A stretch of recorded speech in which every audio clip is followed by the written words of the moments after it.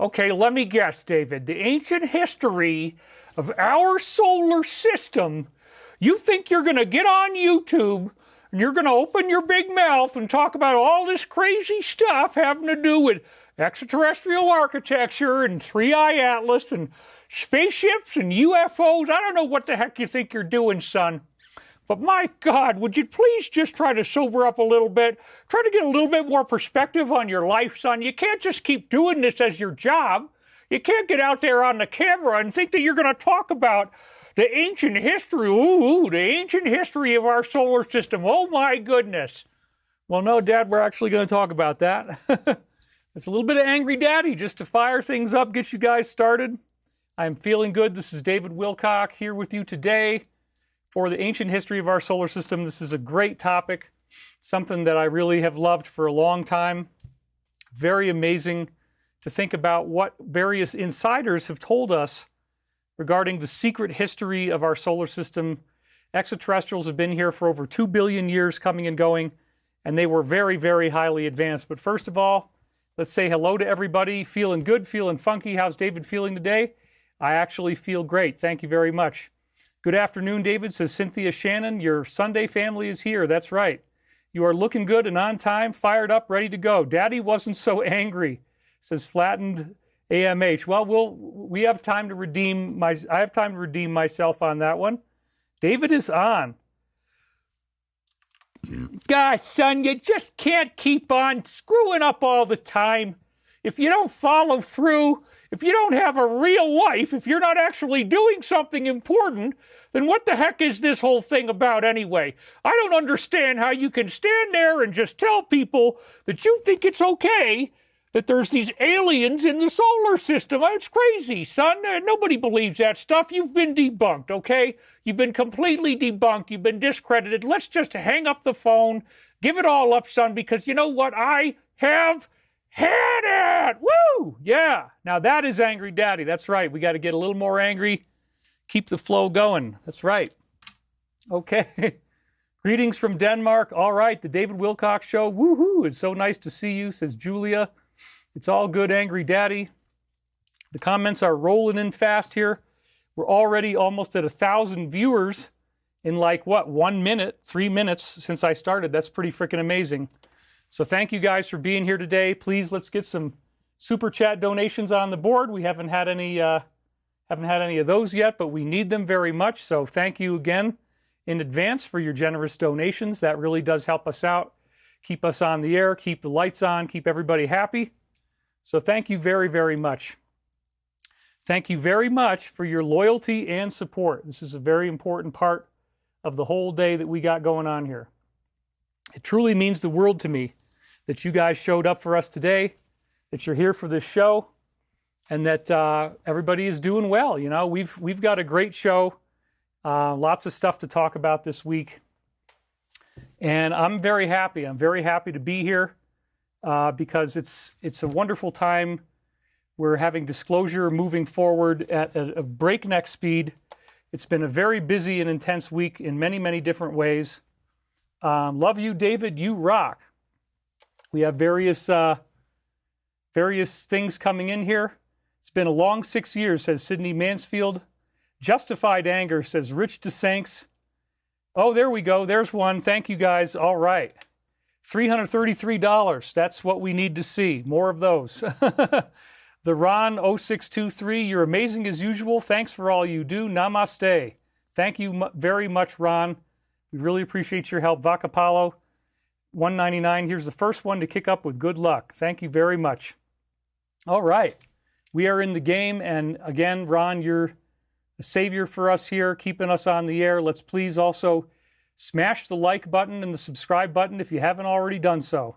We're already at 1,224 viewers that have come in. We got Roger Zubarak, a long-term fan and supporter, and he came in with $20, and he says, glad to see you today. So there he is right there. Thank you, Roger Zubarak. We really appreciate your help. Here's CFEN, again, wanting me to say, scatological comments on the air. I'm not sure why you're so obsessed with that. He says, I'm far more mature than that. Well, apparently not. That's all right. And we have Cynthia Shannon, another long-term donor. She just donated $50. Thank you very much. We really appreciate that. I am ready for today's teachings. David, you look great today, not too thin and radiant in your checked roast shirt, says Catherine Tingy. Beverly Adams just donated $10. Thank you very much. Feel like I'm an auctioneer right now. But yeah, we do need them, so it really does help when you guys kick in, and so thank you very much. There's a little bit of Alliance content today. People are asking that. The main story, of course, is this documentary that came out at the same time that Age of Disclosure, the movie, came out. So we're going to be talking about both of those things today, and it's a great time to be alive. How is Monica? I haven't seen Monica in a long time, but that's good because seeing a huge moose is kind of scary, so not really all that excited about finding a huge moose in the yard.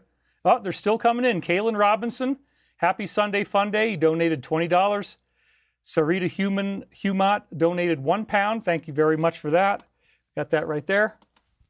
And let's just, Fun with CCC says, yay, I finally caught a live. Acapulco says somebody beat me to it. Do you think Avi Loeb is a good guy or evil elite? Well, I'm not saying he's evil, but I don't also know what the real objective behind all this is. And I've speculated, again, that we're going to talk about some very interesting stuff today. The whole Comet 3i Atlas story is very closely similar to something that Arthur C. Clarke wrote in 1973, a book called Rendezvous with Rama.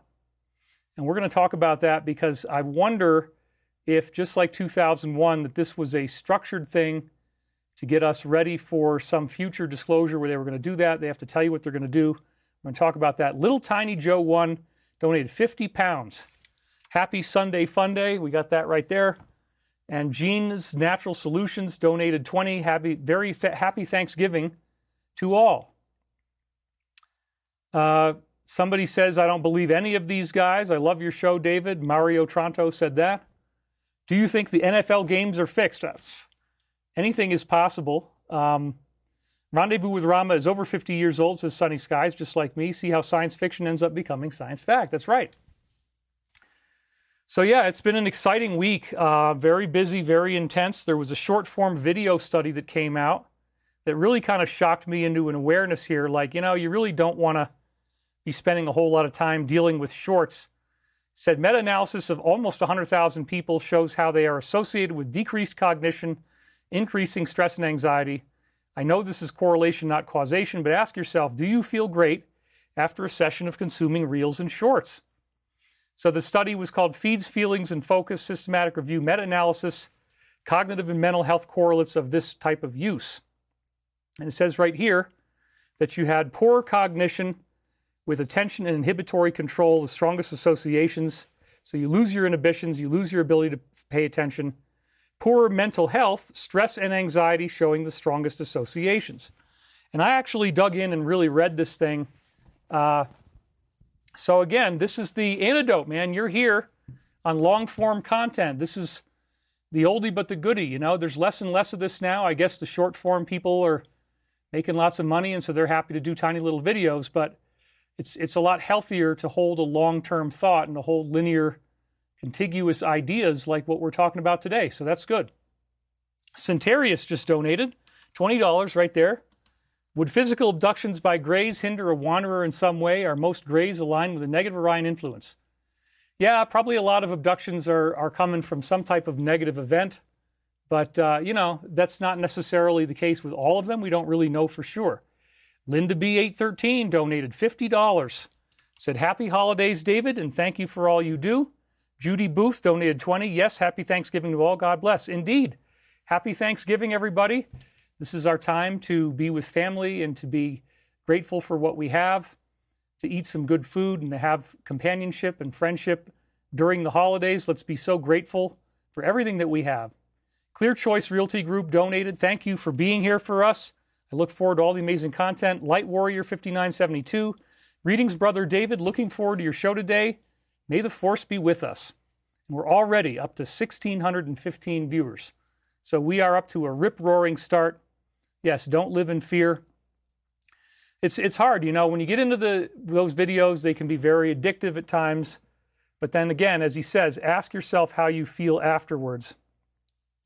And, we're doing a good thing here. We're doing good work. We're giving you long-form content, keeping your brain healthy, giving you ideas that span out over the course of usually 3 hours. And so today is no different.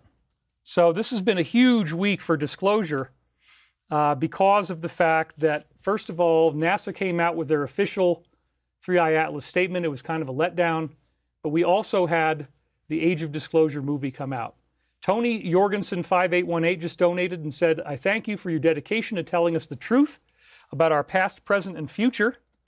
You are a bright light in this dark world. Thank you and happy Thanksgiving.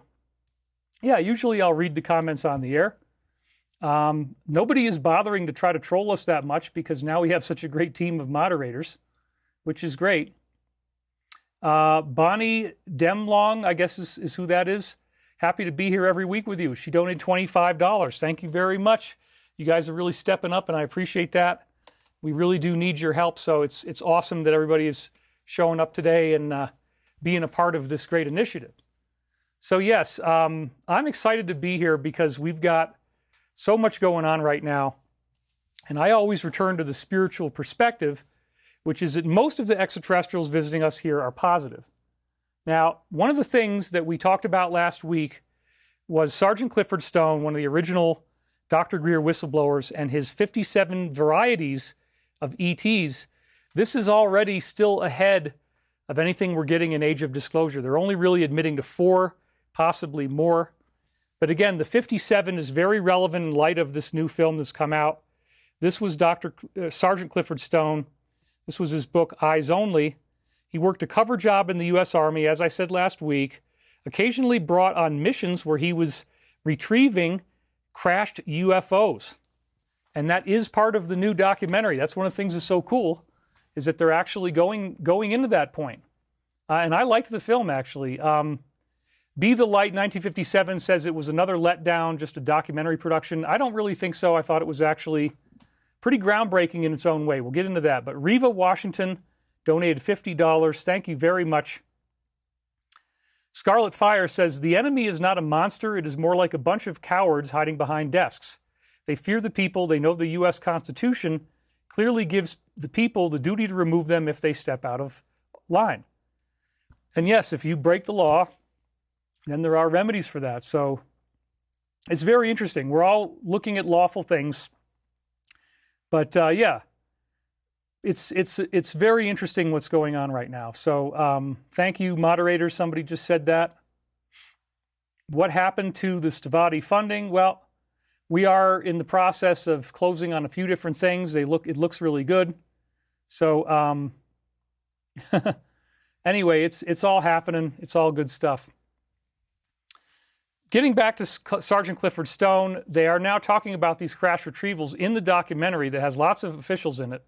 He appeared at both of the Disclosure Project events, 96 and 2001, with Greer.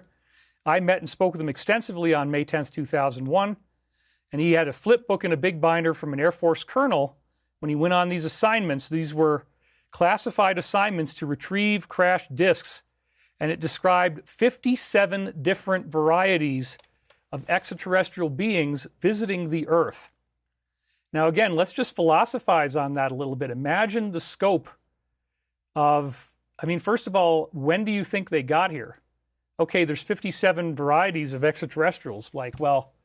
Did they all just arrive in the 1950s, the 1940s for Roswell? Did they just decide to let one of them crash? Or is this something that's potentially been going on for thousands of years?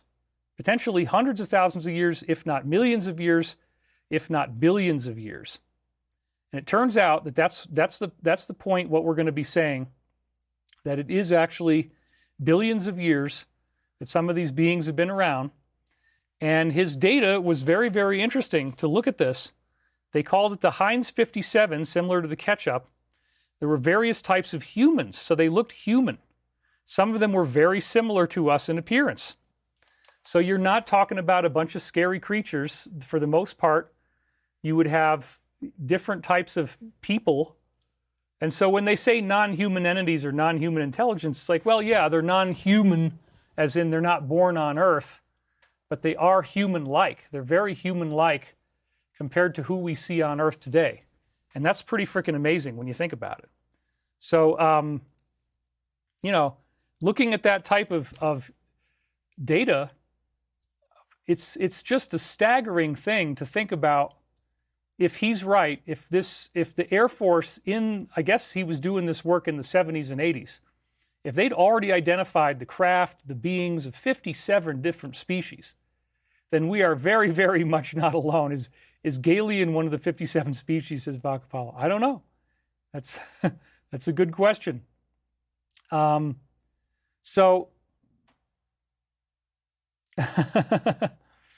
Okay, so anyway, I'm reading some of your comments, but thank you guys all for being here. All these different types of humans were very similar looking for the most part. There was telepathic interaction that would occur with the beings who crashed, and he vividly experienced their pain and their injuries, the fear of their impending death. He actually broke down in tears at the closed executive summary briefing that I was at. That was incredible. Everybody ended up giving him a standing ovation, as it says right here. Or this did not happen at the open May 9th event available on video. It was filmed, unfortunately, never released. Dr. Greer could not locate the copy, but if anybody knows where it is, again, please speak out. And he received a standing ovation, as I was saying, from the VIPs and members of Congress. So the events that took place soon thereafter took away this momentum, but now it's come back in a very big way. Only, what, 25, almost 25 years later, 24 or 25 years later. Now, Greer had also mentioned back then, in fact, I talked to him directly about this at that event in 2001, that the lead singer of Blink-182, Tom DeLonge, was working behind the scenes to promote UFO disclosure. That name, I actually remember when Greer was on stage, and it was in between when he was speaking, and I was sitting up in the front row, and I talked to him, and he actually mentioned this to me offhandedly, that the lead singer of Blink-182 was one of the people who was involved in bringing out disclosure. So I'm not quite ready to do Galian yet, but you guys are ready for it, I guess. You guys want comedy and laughter, and that's okay. We can do that at some point. But anyway, Karen Ackerman says, with gratitude and appreciation to everyone here in David, I want to wish you all a very happy and blessed Thanksgiving. Well, yeah, so it's a good time for us because when even if this age of disclosure, as I've said before, there might be an agenda behind it, they might be trying to throw off or steer the narrative or whatever, well, it still has advanced the ball forward in a very, very nice way. And so Tom DeLonge was being talked about. He was, originally funded the team and was involved in getting this team together that became the Age of Disclosure. So all this time, they've been working on this. This happened at the 2001 event where Greer told me that. And so the plan has been in place for a very long time. The number 57, as I said last week, was immediately provocative to me because it was very close to a very similar number in the Law of One series that had filled in many cracks for me by this point.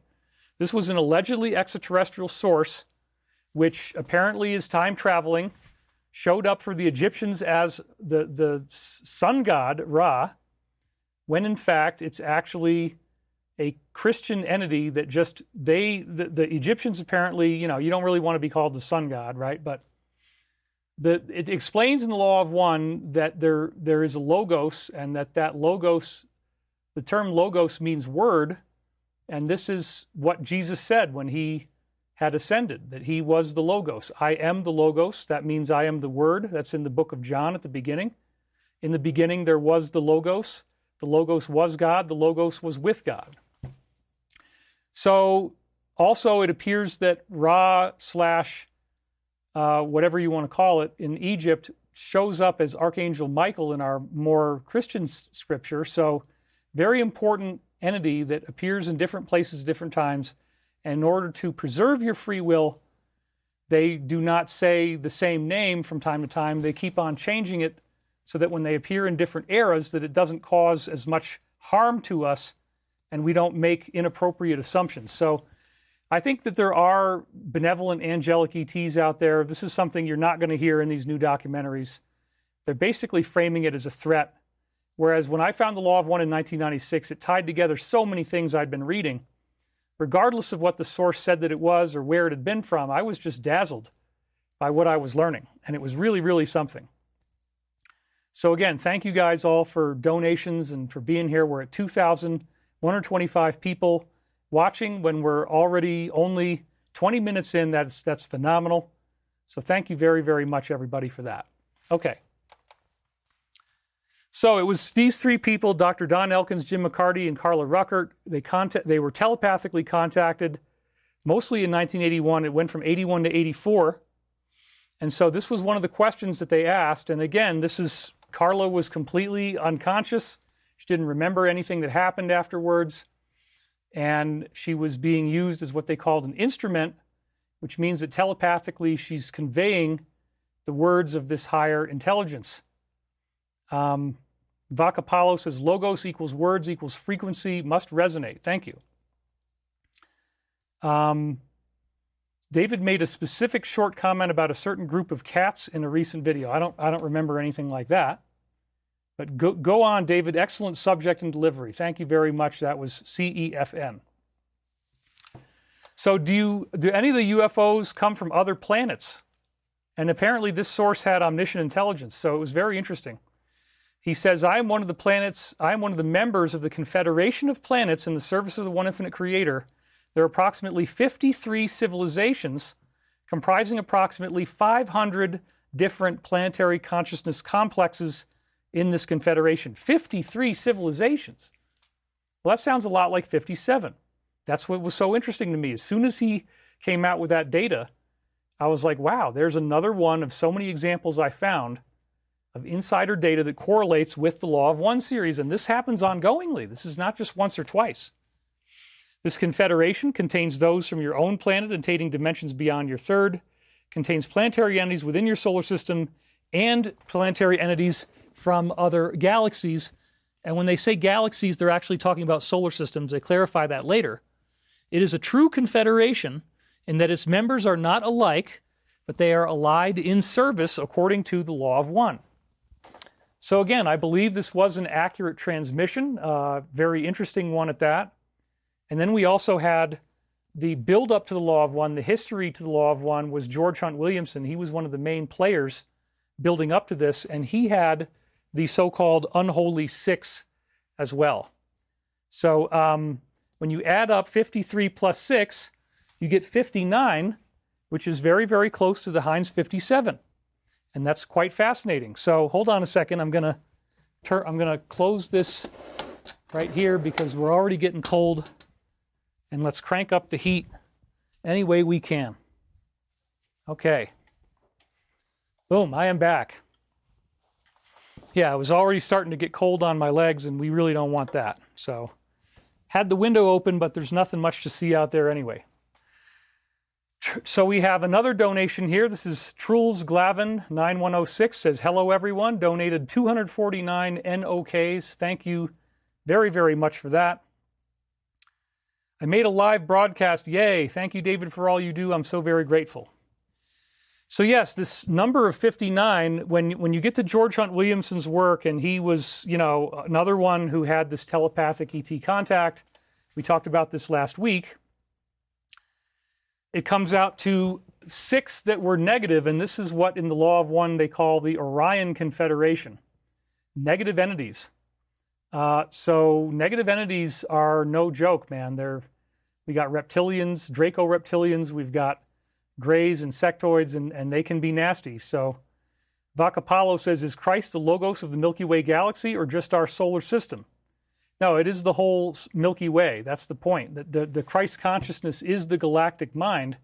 The galactic logos is where this is all coming from. Now, none of this is ever going to come out in documentaries like the ones that we're now talking about. And in fact, their focus seems to be, there's definitely a very fear-oriented focus. Dr. Phil XR just donated here, $25. Are you following Candace being threatened by various groups? Maybe all these threads will force spiritual disclosure too, 3I being the accelerant. Yes, I've definitely been aware of that. It is upsetting. We're all taking risks here by what we do. She's poked sticks more ways than I have, and so I understand why she has that threat profile. Marlene Bola, have you seen this new film Beyond Disclosure? by Corey Good on Amazon Prime. Yes, I have seen some of the movie. Haven't seen the whole thing, but yes, that did just come out. So we also have Carol Vieira. Please pray for us in Brazil. Dictatorship is here. Sorry to hear that. But anyway, yeah, so lots of good things are going on, and we're having a good time as much as possible. Thank you, Midnight Mark, for your moderation work. She is over the target, says Marina Doctor. So yeah, we're all moving forward the way that we can, and this is a good thing. So 59 groups is very close to the Heinz 57. And that, to me, was one of the interesting things that linked together Law of One with, what else we see. So it's a good time to be alive. It's a good time to be here on the planet. And what if 2 of them are in both groups? Then that would be 57. I don't think you're going to see them in both groups. These are very, very clearly defined positive and negative groups that we're dealing with. So the Confederation is a benevolent organization. The 53 they spoke about in the Law of One, I would consider to be angelic in nature, and they're actually involved in managing and transferring planetary populations. So the universe is built around the idea of a third density illusion, which is what we're in right now. It never gets any harder than what we're dealing with right now. That's a very important point. We're all living through something that's very intense. Working through blindness and confusion is just a standard part of our lives. Everything ultimately coming back to a spiritual perspective where we're transitioning into a fourth density reality, as I've said before. And so this is predicted in over 35 different ancient prophecies. We talked about that. The Santiana von de Schend historians described how this is not just something that I'm teaching you now. This is something that's very, very prevalently a part of so many different ancient traditions that go back for such a long time. This concept of an ascension, some type of change, I think that it's inevitable that this is going to happen to us, and it's inevitable that we will get this change. We just don't know exactly how it's going to happen. But the year 2025 that we're in right now has seen major, major steps in this direction. And again, I got to give them credit. This documentary is really good.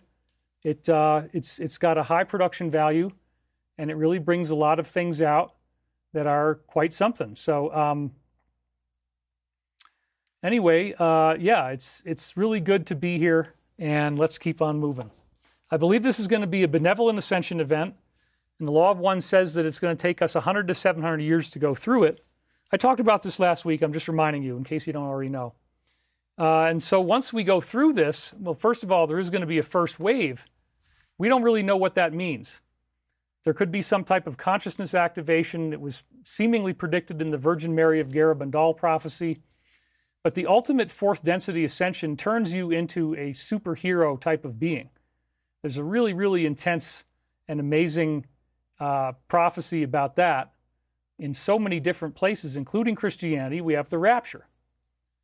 So that's why, again, if you strip out the spirituality, if you just make it into an advanced alien threat kind of thing, you're really kind of missing the point, and that's something I just want to keep bringing up over and over again.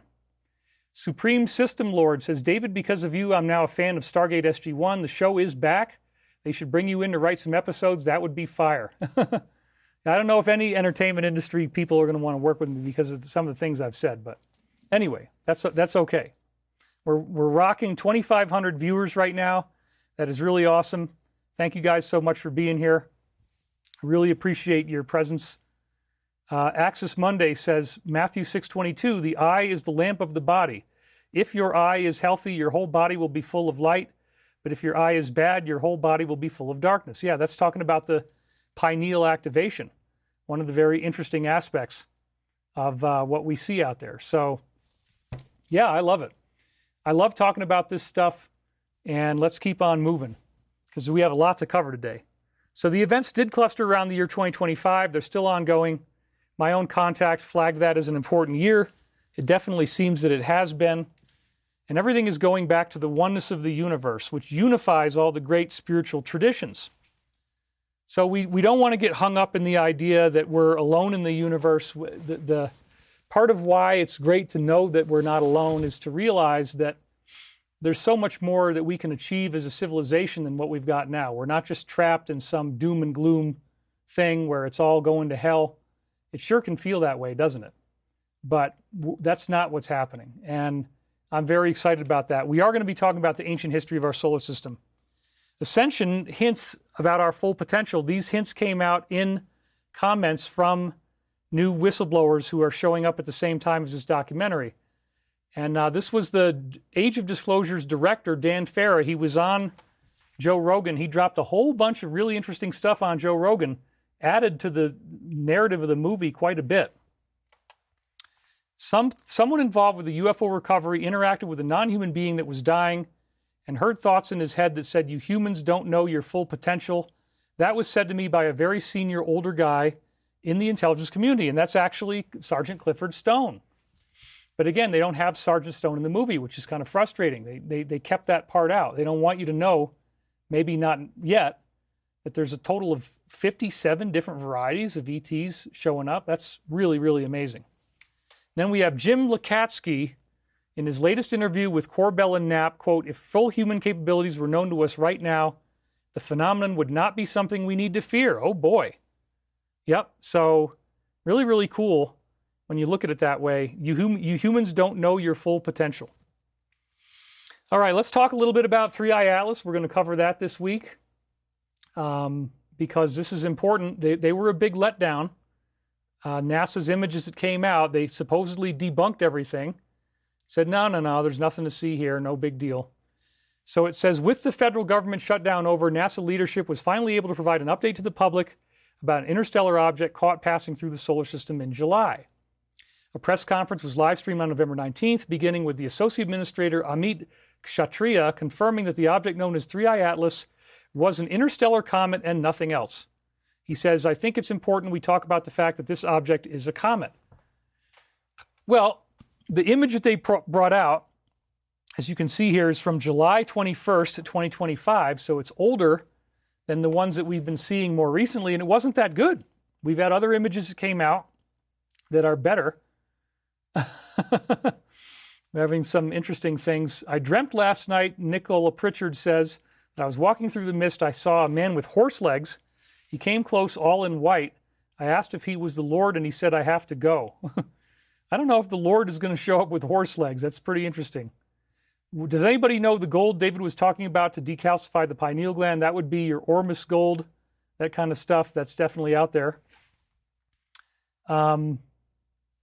So anyway, he says, it looks and behaves like a comet. All evidence points to it being a comet.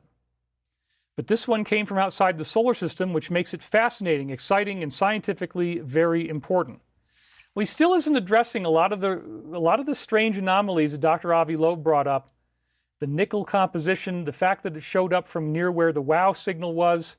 It appears to be cylindrical in shape based on their calculations. It's coming in very, very close to the planets, very, very close to the ecliptic plane. That seems to defy logical coincidence. So, I'm still open-minded about what this thing might actually be. The name 3i Atlas comes from the fact that it is only the third interstellar object NASA's discovered originating outside the solar system, first picked up by NASA's Atlas Survey telescope located in the mountains of Chile. Discovered on July 1st by its Planetary Defense Network, which also found it posed no threat to Earth, NASA retasked a large portion of its fleet of interplanetary science spacecraft to track the comet as it made its closest pass to the sun at the end of October. Nikki Fox, Associate Administrator for NASA's Science Mission Directorate, said 20 mission teams and counting contributed to collecting whatever data they could on the comet, including the Hubble Space Telescope, Parker Solar Probe, Europa Clipper, and the James Webb Telescope. Everybody piled in on this.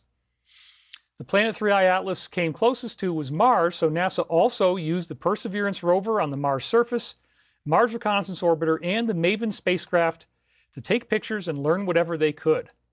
So they threw everything at it. It takes time for them to receive images and data from deep space, process it, prepare it, and make those findings ready for publication. The space agency's website showed its latest update on the comet published on August 25th. A shutdown of the federal government began on October 1st. Suspending public relation teams for nearly all government agencies did not end until the 12th. Amid NASA's silence, speculation spread the so-called comet was actually a spaceship of some kind built and sent by an extraterrestrial intelligence. While he did not specifically call out theories of aliens, Kshatriya saw it all in a positive light. I'm actually very excited that a lot of the world was speculating about the comet while NASA was in a period where we couldn't speak about it due to the recent government shutdown, he said. I think what I took away from that whole experience and watching that as we were working during the shutdown was just how interested and excited people were about the possibility of what this comet could be. What I think is really awesome is that folks are interested in this incredible finding we've observed and that we have that came from the heavens and what that means. It's expanded people's brains to think about how magical the universe could be, and I'll tell you here at NASA, we think that way every day. So there you go. You know, it seems like a big letdown. And again, remember this? Remember the,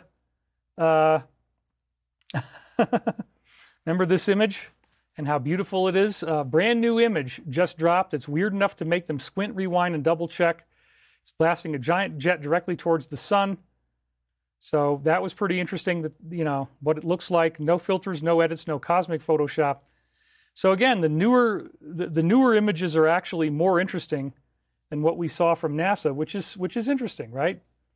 And then we had this one as well. Looks unreal, refined 8K observatory grade captured by Starfront Observatory. So independent study is now showing us stuff that is beyond, you know, the level of sophistication of what we saw in the NASA image. But again, that image was from October 21st.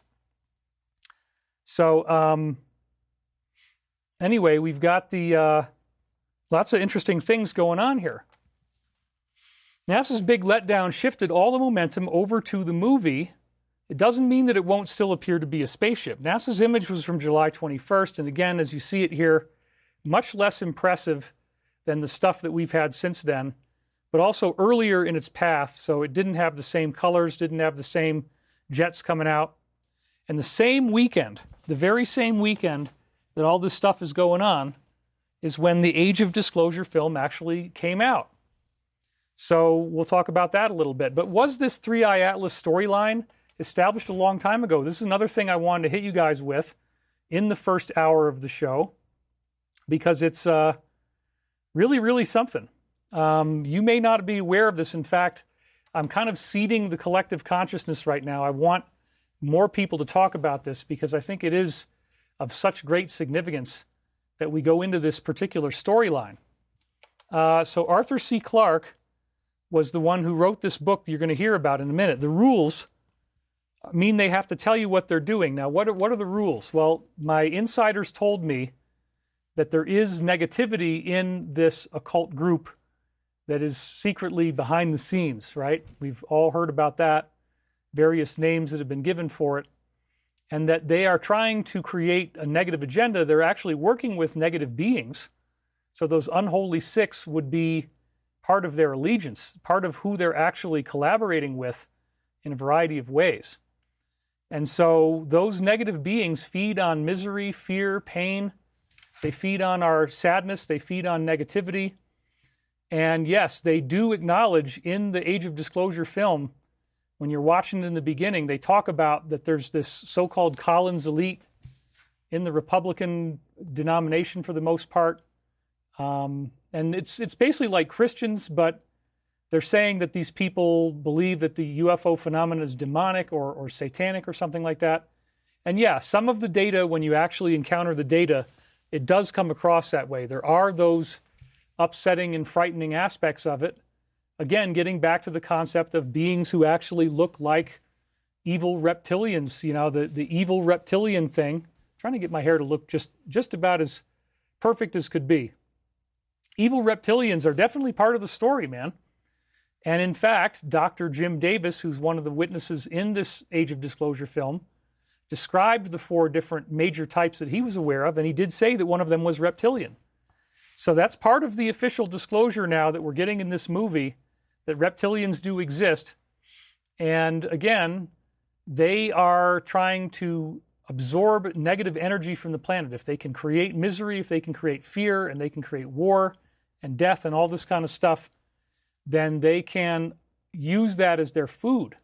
Uncle Jack, my insider, told me that if everyone on Earth was smiling and happy for even one day,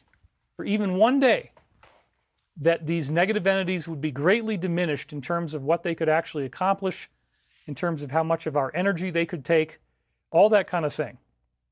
So, however, they can't just steal our energy. They have to authorize we have to authorize that they do it. These are the Law of One rules. Again, the Law of One provided a framework that made everything understandable. So the Law of One teaches us that there are these rules in the universe and that everybody has to follow them, both the good and the bad side. And that's what so many insiders say as well. Therefore, when a negative group is trying to enslave us, they have to symbolically tell us what they're going to do before they do it. That's a very, very interesting point, especially in light of the symbols that they use, the symbols that are flashed in our faces. They want you to see those symbols, and then they want you to say, oh, that doesn't matter. None of that is important. That stuff doesn't matter to me. I don't care about those symbols. They don't mean anything. It's no big deal, whatever. They can do what they want. Well, the symbols actually do matter quite a bit, and we have a lot to learn as we're going to go through all this process about the fact that this is ultimately an occult process. They're using symbols as a form of hypnosis because in the subconscious, these symbols are alive and they have actual identities. It's like an IP address. So when you show people these symbols, you're actually getting some type of a subconscious response. Let me actually move this just a little bit so we can get some good shielding there. Sorry, you guys. I'm always dynamically tweaking my sets and making sure that everything, okay, we got it. That's all I needed. Just maybe a little tiny bit more than that. Perfect. Okay. Oh, that's too much. Sorry, everybody. Okay, boom, done. So the rules mean they have to tell you what they're doing. They don't just do this stuff randomly. They have to signal what's going on in advance. And there's actually, I'm really pleased actually that we're 3,000 viewers now, so that's awesome. On X right now, there's a video with me in it circulating. It's getting really popular. It's got hundreds of thousands of views. And it was from an interview I did a long, long time ago, talking about the rules, talking about how they have to tell you what they're doing. They have to let you know symbolically what's really going on. And this is something that's been going on for a long, long time. So here comes the big reveal about 3i Atlas, everybody. This is wild. Now think about what I just said. They need to tell you in advance what they're going to do. That way, theoretically, humanity has the free will to solve the puzzle, to figure out what's really going on. If you're smart enough, if you have the right intent and the right understandings, you can see what's really cooking behind the scenes. And we just had a donation come in. Thank you very much. This was Stephen Brixey, donated $100. Wow. We love you, David. You touch the hearts of thousands. Let us approach the ascension with hugs and smiles. That is totally awesome. Thank you. I don't know who you're telling me not to listen to, but anyway, we've got moderators now, which is great. So, Loosh, that's right. Loosh is a very important point. The negative entities actually feed on misery, anger, fear, sadness, depression, selfishness. And so that is how the universe was set up, that they're incentivized to want to create negative events. And some of the negative entities are apparently messing with the people on these teams that made Age of Disclosure. They talked about being visited by orbs. That was one of the things that the director was saying when he was on the air with Joe Rogan recently, that these orbs were contacting them and they actually were destructive. So if you get really deeply involved in this, you may change the laws of free will a little bit and allow strange things to happen that wouldn't have already happened. Anyway, the rules mean they have to tell you what they're doing. So if they're going to do this 3i Atlas thing in the future, could they have possibly set this up over 50 years ago, told us the whole basis of the story 50 years ago, and then actually roll it out without ever referencing this. Now, maybe once I point this out, they're going to say, oh yeah, well, Rendezvous with Rama. But no, this is very interesting. Nobody's been talking about this. You got to go back and look at the Arthur C. Clarke book, Rendezvous with Rama. This was after the movie 2001 had already come out, after he'd already become world famous, and Richard C. Hoagland had gotten personal briefings from Arthur C. Clarke, and Richard C. Hoagland was of the belief that Clarke was getting real intel, such as the thing with the monolith on the moon that was in 2001. Clarke was getting real intel and leaking that through his fiction. So are there, in fact, spaceships going through our solar system that are very ancient, cylindrical? That's what Rendezvous with Rama is about. That's what 3i Atlas is. This is freaking crazy. You guys are going to love this. You guys are going to love this. Wait for this, okay? So 1973 is when it was written, and the whole book is about a cylindrical object entering into our solar system. What are the odds? Rendezvous with Rama is a 1973 science fiction novel by British writer Arthur C. Clarke, set in the 2130s. The story involves a 50 by 20 kilometer, 31 by 12 mile cylindrical alien starship that enters the solar system. Dude, that's the 3i Atlas story. They said it was cylindrical. The size is about the same.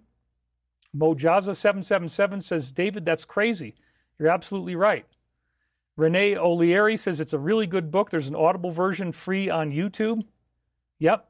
So a cylindrical object, it's going to get better. Wait, we're not even there yet. We're just getting started on this. Thank you, everyone. Theus, for your donation to David. That was an amazing doing a live with you. Much love, everybody. We're at 3,054 viewers. We're doing great here on that front. Veronica Kalusha. Why do the reptilians and Greys appear unattractive and scary? Why were they set up this way? Does anyone know? She donated $20. Yes, part of what the negative entities want to do is they want to frighten you. They want to scare you. They want to upset you because that creates more loosh. So they will look like forms that are very upsetting on purpose to try to, cause you more fear and more pain. So again, what the heck? The story is told from the perspective of a group of human explorers who intercept the ship in an attempt to unlock its mysteries. The novel won the Hugo, Locus, and Nebula Science Fiction Awards upon its release, and is regarded as one of the cornerstones in his bibliography. It was later extended with several sequels written by Clarke and Gentry Lee. People didn't like those as much. We have a donation came in from Theus Pedersen. Every few thousand years, the sun pulses with feedback energy of a major rhythmic event. Absolutely. It's every 25,000 years, maybe more. But that's the so-called solar flash, and that's, again, a big part of the story. So thank you guys again for the donations. This is really nice. CEFN says, why don't they just try to be nice? Surely they could invent a loosh factory to make synthetic loosh. I don't know. There are bugs that eat poop. Your dog drops a dookie, some bugs are going to come out and eat that. It's kind of like the universal equivalent. There's a negative path and a positive path, and various spiritual teachings talk about this. The negative path feeds on negativity, but it's allowed to exist by the universe to inspire movement and growth. That's a very important point. It creates movement and growth. It creates ascension by the fact that we have to grow spiritually in order to fight against this. We have to grow up and become more liberated beings in order to liberate ourselves. We have to learn how to get over our own shortcomings. That's the hero's journey. The hero's journey is all about, finding your flaws and then learning how to get beyond them in order to achieve some greater noble quest that the hero is built. And we're all the hero, men and women. Everybody that starts to do this is having that hero's journey. Scarlet Fire says, do you want to increase your positive vibration and feel it? Do something nice for someone. Don't let them or anyone else know. Your heart chakra will spin and make that your reason to live. Ross Feinstein says, I love how the mods don't have much to do for moderation today. Yeah, I think the people who were going to be negative have just realized we have a protection grid in place and there's no point doing that. So yes, ML Weaver, Commodore 64 had a game titled Rendezvous with Rama, a 1984 graphic adventure game based on the Arthur C. Clarke science fiction novel. You're absolutely right, and that's in the show, actually. So This is, again, showing you one image of the book title. This is from France, I guess. It looks like Rendezvous au Rama. And you look at that. It's very similar to images of Three Eye Atlas. Here's an old book cover of it. And again, it looks kind of more like a piece of tubing. It's not as rounded off as what the Three Eye Atlas images are. But again, very similar. Here's somebody doing a spoiler-free review of Rendezvous with Rama. The text adventure computer game, you just mentioned that on the Commodore 64. Here it is. That's the original. It's from a company called Tellurium. And again, you can see that it's a cylindrical object coming into our solar system from outer space. There was also another game for the PC in 1996. He kind of took some flack because it was very, very similar to a much bigger and more popular game called Myst that you may know of if you're as old as I am. It was a point-and-click CD-ROM game. This was the actual cover of it. Because I was a huge fan of 2001 and 2010, I actually bought this game and I played the game. Never was quite able to get through it because it was all this mathematical stuff. 3D DGemi just donated and said, I was paralyzed by a hooded figure while I was awake. That sounds really scary. Sorry that happened to you. I love Myst, says Paul Cannon. Myst was incredible, says Ross Feinstein. I played Myst, says Emily Howard. Yeah, I guess we have a lot of Myst fans in the audience. That's pretty cool. So, yeah, the Rama game, I actually spent a long time working on it. And I would definitely recommend that you want to go back and watch the original trailer on YouTube, especially if you're a researcher. This is a great area for new research. Why in the world is it so similar to the whole Three Eye Atlas story? That's a very good question. And so here's another example of somebody writing about it. Now that looks very similar to Three Eye Atlas images, doesn't it? The hypothetical images. Is this all coincidence? Look at what it says here. This game is based upon Arthur C. Clarke's books Rendezvous with Rama and Rama 2. This is taken right out of Wikipedia. Oh, Jim Garrigus just donated. Thank you very much, by the way. Happy Thanksgiving. I'm here for Sunday school, he says. Thank you, Jim. We really appreciate your help. And we are doing really great here. We're already almost at $1,000 of donations for the day. That's wonderful. Both Myst and Riven were awesome. So yeah, let's keep those donations coming. We want to get it a little higher if we can. That would be great. Combining elements of their plots with a story that sees the player assuming the role of a replacement crew member for an expedition to investigate an interstellar ship and uncover its mysteries. The game was not a strong commercial success for Sierra, but it received praise for its puzzles, music, story, and alien characters, noted to have similarities to the video game Myst.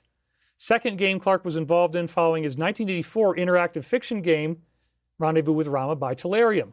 So here's the big point here. You ready for this? Donate to the legend, says Mark. You're absolutely right. 4 years ago, a gigantic cylindrical object entered the solar system. The International Space Agency, ISA, named it Rama and sent an expedition named Newton Team to investigate. They soon discovered it is a hollow, rotating cylinder with enormous cities, populated by other alien species that it collected along the way during its travels. Myrmecats, seen in images but never encountered in the game. Avians, isn't that interesting? Avians, yeah, how about that? And he's got a new movie out this week. Octospiders. The native beings of Rama are the biots, biological robots. There you go again with the AI theme, constructed by the aliens who built Rama and are a part of it. Biological robots, that's exactly what they say the Greys are. So there's definitely some disclosure in this, and it's a pretty interesting phenomenon, but it's going to get even better because, wait for it here, again, look at the shot of this. The shot of somebody's hypothetical of what Rama would look like, and this is what they're now showing you that Three Eye Atlas might have looked like based on some things that were circulating around. Somebody went to a lot of trouble to make this, and here was another one. Remember, estimated to be about 3.5 miles in diameter, a mass exceeding 33 billion tons, much more massive than previous interstellar objects like Oumuamua. But wait for it. Now you're going to get something that, I mean, if you guys haven't already been blown away by this, and we're coming up to the 1 hour mark, this is just so amazing. When they found the object in this book from 1973, when Earth found the book, when Earth found the object, it wasn't originally called Rama, it was called a number. And here it comes, the number, the craft was originally called 31, which looks like 3I, 439. That's right, folks, there is an astounding similarity between 31439 and 31 or 3I Atlas. And here it is right here, the plot from Wikipedia. Space Guard detects an interstellar object entering the solar system, designating it 31439 before naming it Rama after the Hindu god. Space probe revealing it as a perfectly smooth cylinder, 31 miles long and 12 miles in diameter, indicating it was constructed by intelligent beings. 31439? Are you kidding me? You guys get it, right? This is amazing. I mean, what are the odds that this could have, you telling me that's a coincidence? And again, you know, okay, 3I, the third interstellar object, right, but did somebody who named it 3I Atlas already know about Rendezvous with Rama? Did they already know? And if so, why didn't they tell us? Why do I have to discover this now and find it out when it wasn't already something that we knew before? That's right. Star Trek IV is another great example. Cylindrical ship that was contacting whales on Earth. Star Trek IV, again, probably based on Rendezvous with Rama, lightly or gently, or maybe Star Trek III, somebody just said. But that's the point. This is a very, very fascinating connection, that it was actually called 31439. I mean, wow. And so, believe it or not, the German version of Rendezvous with Rama was actually called Rendezvous mit 31439. As you can see, the page right here, the cover of the book, actually has that on it. And I took a few images of this on Google, based on these two books. I mean, how incredible. So again, let's read that just to be clear. An asteroid strikes Italy in 2077. So it starts out with this idea of asteroids hitting the Earth, doom and gloom type of stuff. And again, this 3I Atlas has been framed as a threat. It's been framed as something that could hurt us. It's pretty freaking wild, isn't it? So then in 2077, we get hit by an asteroid and they create the Space Guard system to track potentially hazardous objects in space. All these years later, 2131, they detect an interstellar object entering our solar system and they designate it 31439. I mean, holy crap, guys. 3I Atlas, 31, 3I, 439, and 439. I'm not sure if the number is significant. I did a little bit of searching on it, but you can maybe do some more research on that. And very, very interesting. Before naming it Rama after the Hindu god. And you are absolutely right, Scarlet Fire. Both the India texts and Native American history tell us of an ancient history. So yes, Rama is connected to ancient Indian Hindu mythology, and therefore Rendezvous with Rama, yes, it's talking about ancient cultures, ancient civilizations. Really, really interesting. A space probe reveals that Rama is a perfectly smooth cylinder, 31 miles long, 20 kilometers in diameter, and constructed by intelligent beings. So that's exactly like what we're seeing with 3I Atlas. Endeavour is sent to study Rama. I want to give you a little bit of the story so you see, where this might be going. The only ship that was close enough to do so. The crew navigates through a triple airlock system, descending one of 3 identical staircases. Inside Rama, they discover 2 plains stretching across its interior circumference, divided by a frozen body of water they name the Cylindrical Sea. They identify several city-sized clusters of geometric structures, which they name after major cities on Earth. The United Planets follows their progress closely. Scientists are assembled to form a Rama committee, considering theories and advising Commander Norton. As Rama drifts closer to the sun, the Cylindrical Sea melts, the temperature shift causes a storm. 3 massive lights activate on each plane to illuminate the world. Both Boris Rodrigo, a crewman who adheres to a space-inspired sect of Christianity, suggest that Rama is a new Noah's Ark that will change course to begin orbiting the sun. Oh my God. This is exactly what Dr. Avi Loeb has been saying. This is exactly what he was saying, that as it swung around the backside of the sun, that its orbital path was changing, the brightness was changing, And now we find out in Rendezvous with Rama that it's the same kind of thing. This 31439, it's just like 3I Atlas, and it's changing course, and it's like a Noah's Ark. It's actually like it holds a whole planet worth of people all in one. We had 2 more donations come in. Thank you guys very much. That keeps us going. Diana Silvera, 8890, donated $20. Jacob Scherer donated $2. He says, we have lived lifetimes and gained many.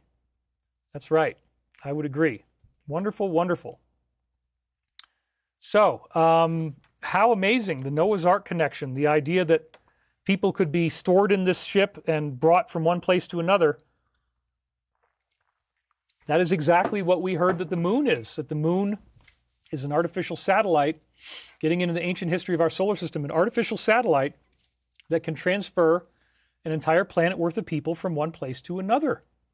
Wow. So, anyway, really, really cool stuff, isn't this? The crew prepares to evacuate as Rama is getting too close to the sun, so they think there's going to be a catastrophe. For their final expedition, they visit a city with a laser and cut a hole in the side of a structure. Inside, they find holograms providing details of various artifacts from Rama, including a suit designed for a human with 3 legs. Well, I can tell you what, son. We all know about what the 3 legs are, but we don't want to get too specific because we want to keep this show, let's just say it's got to be family friendly. Well, you know, sometimes, David, you got to talk about the 3rd leg. You know, you make an outfit that holds those 3 legs perfectly. It could be very, very comfortable to wear, son. That's all I'm saying. I'm not trying to put any weird stuff in the show. I'm just going to put it out there just for all. David, you can't let Angry Daddy come out, son. You got to keep him under wraps. It's just not appropriate at all. But you would want to think that way. Just keep it under wraps, boy. I don't think it's a good idea. Okay, wow, that got a little weird, didn't it? It got a little bit weird. But hey, we got to have some fun here. Sandra Davis, 9837, donated $50. I think you just got us over the $1,000 mark. Let's see, yeah. Yeah, we're now well over the $1,000 mark. Thank you very much, Sandra Davis. All right. I thought 3 legs were men. Life is a movie. 3rd what? Everybody is laughing now. We've got lots and lots of laughter and emoji icons. Terry Palomino says, my 3rd leg is a stiff subject. Indeed. The 3rd what? Ha, ha, ha, ha, ha. Weird, Daddy. Get your arse to Mars. So, yes, how interesting. This whole thing, the 3-legged human, I had to go there. I had to go there, man. As they leave, the biots return to the sea to be disassembled and the lights begin to dim. The crew boards Endeavour and leaves Rama. Rama changes course after the crew is gone to move directly toward the sun and moves alongside it to gather energy. That is exactly, again, what Avi Loeb was saying it was doing, that it was absorbing energy as it went around the sun. And it was making course changes. So he thought, and they were talking about the jets. We talked about that last week, that it was shooting out jets. So this is really big 3I Atlas news. I hope some other researchers will pick up on this, and it's not just me because, you know, but it's fun to be the first one to break this story. And again, Star Trek IV, The Voyage Home, same thing.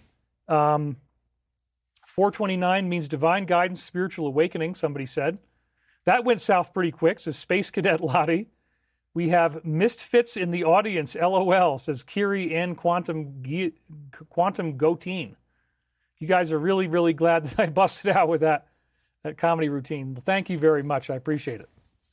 So it's, again, gathering energy as it goes around the sun, then activating a space drive to propel itself out of the solar system in the direction of the Large Magellanic Cloud. After Rama leaves, a member of the Rama Committee considers that the Ramans do everything in 3s. That's right. It's like in the Rama video game, I remember this, that the fact that they did things in groups of 3 was important. And so, wait a minute, everything is done in groups of 3? Well, yeah, because 3I Atlas was the 3rd interstellar object. Oh, once again, they did all this stuff 52 years ago in 1973 in this book by Arthur C. Clarke, who now appears to be leaking information, playing by the rules that they're going to give you this in the future at some point. If you don't realize that they are behind it, this is the way they do it. They have a story that's very similar to what comes out because the whole thing is set up. If you want to believe that that's what it is, I think this is all a setup. I think that they patterned it all off of Arthur C. Clarke, Rendezvous with Rama. Let's not forget again that the name was 31439. It's even got the slash in it and everything. I mean, 31 slash, and then something else, 3I/Atlas. Wow. I'm so happy you addressed the third leg, says Lisa Dawn Marble. Is 52 years the cycle of the Mayan dream spell calendar? That's right. It absolutely was and is. So that's another very fascinating aspect of this. We still have only 1,191 likes, so if you haven't already done so, please hit the like button. That helps out your dear old daddy. And we're at 229 viewers. We're doing fine here. It's a beautiful crowd. Thank you guys for being here today. I really appreciate it. Is all of this a coincidence? You mean to tell me Rendezvous with 3I439, let's just call it an I for now, because it could look like that too. It's the same character. I mean, that's the thing. 31, the 1 and the I look the same. It's unbelievable. It's unbelievable. So, and here's another copy of a German book, Rendezvous mit 31439 with the slash. Here's another example of it, and here's another example of it. These are all for sale right now. So was Arthur C. Clarke being fed a narrative for future use? Well, we know there are artifacts on the moon. We've seen NASA photographs of those. Why did 2001 come out all the way back in 1969 in the era of the hippie times with artifacts on the moon? The same thing. Again, this is a scene from 2001 on the moon where they have this secret government thing. Nobody ever hears about it on Earth, where they're investigating this monolith. They dig it out, and once it gets hit by the sunlight, it gives out this screeching beacon that ultimately reaches out to, in the book it was Saturn, in the movie 2010 it became Jupiter. 2010, the movie, just blew me away because the entire planet Jupiter gets swallowed up by monoliths and it explodes and becomes a new sun, and then there's a new solar system, and it says at the end, all these worlds are yours except Europa. Use them together, use them in peace, and I'm getting chills just thinking about that, how amazing that was. That whole movie was so amazing. But I also read the Arthur C. Clarke book, 2010, and in the book they said, well, the new sun had to be named Lucifer. Well, I don't know. That really kind of threw me for a loop when I was in 5th grade, 6th grade era reading that book, and it had to be called Lucifer. That's strange, isn't it? Well, you know where that's going. We don't have to... You know, there's symbolism. They got to tell you what they're doing. They hide it out in the open. So Rendezvous with Rama, 31439 with a slash in the middle, that just freaking blew me away, dude. I just can't tell you. So again, he's got the artifacts on the moon. Very, very fascinating. By the way, to his credit, Dr. Greer is downplaying this narrative, although somebody said he was too... I saw somebody in the comment didn't like how negative he was. But this is what he posted recently. The 3I Atlas narrative is a psyop to create fear and to prepare people for a hoaxed alien threat, like his whistleblower Carol Rosin said in 2001. The radio frequencies coming from the comet are actually natural. They all give it off. Listen to his full podcast about 3I Atlas and much more.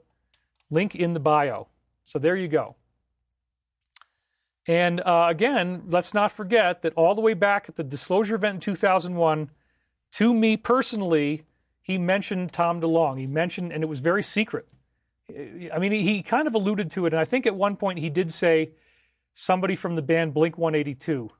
But then to me, he actually said Tom DeLonge. And so these plans are not new. These plans take place over a very long period of time.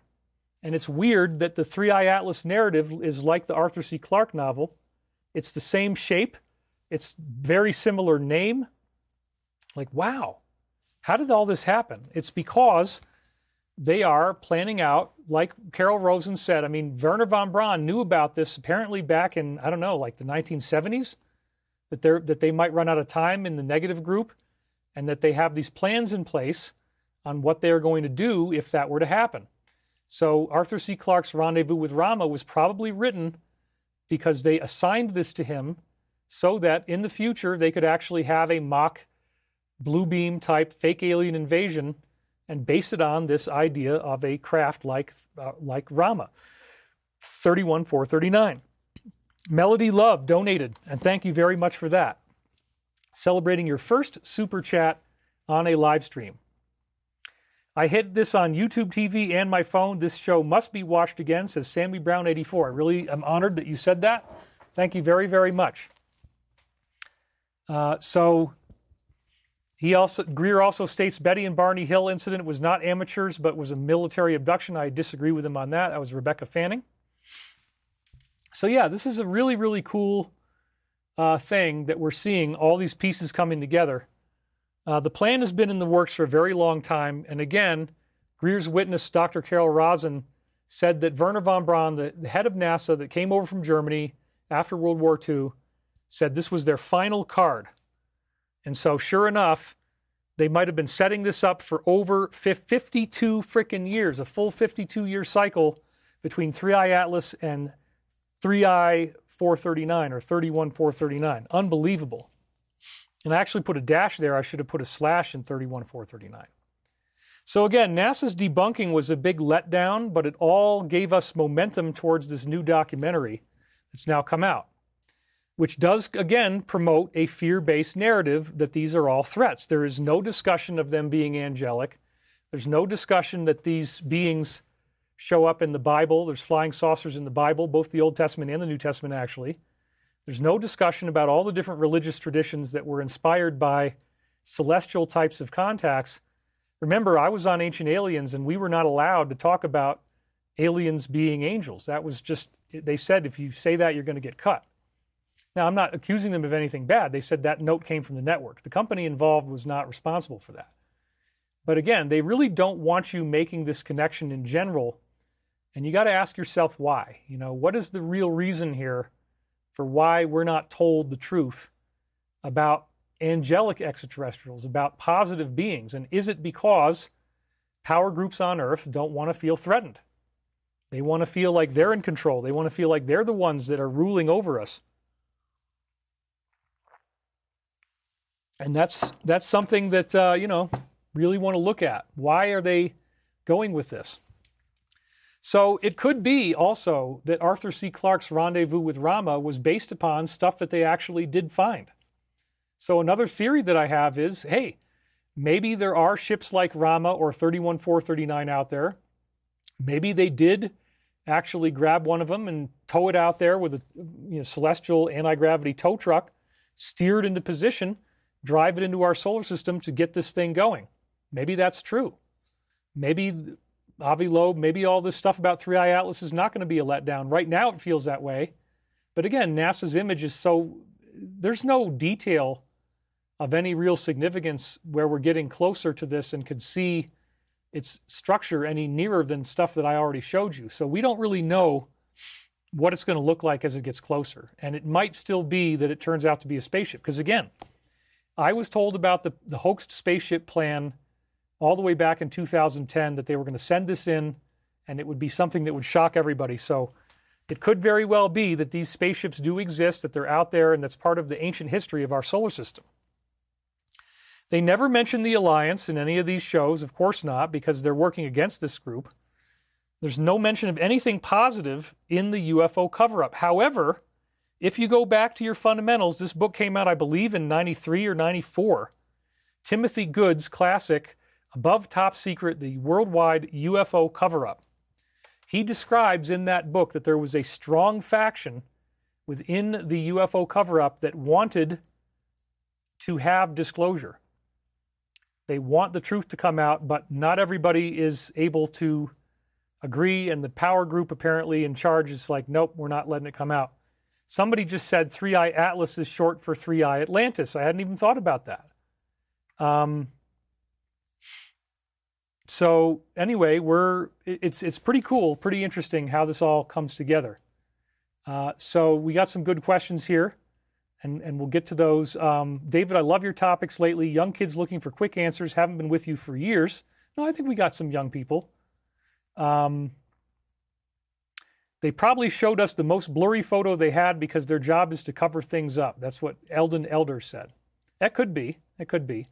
439 kilograms is the heaviest Atlas stone, says Carl Simmons. That's interesting. Third eye atlas, right, the atlas of the third eye. Cloud atlas, somebody says, Ruthieism. Yep. So, in this book, he does say that some of the groups that are working with these guys in the UFO cover-up, that they did want disclosure. You never hear about that in this film. No discussion of angelic or benevolent ETs.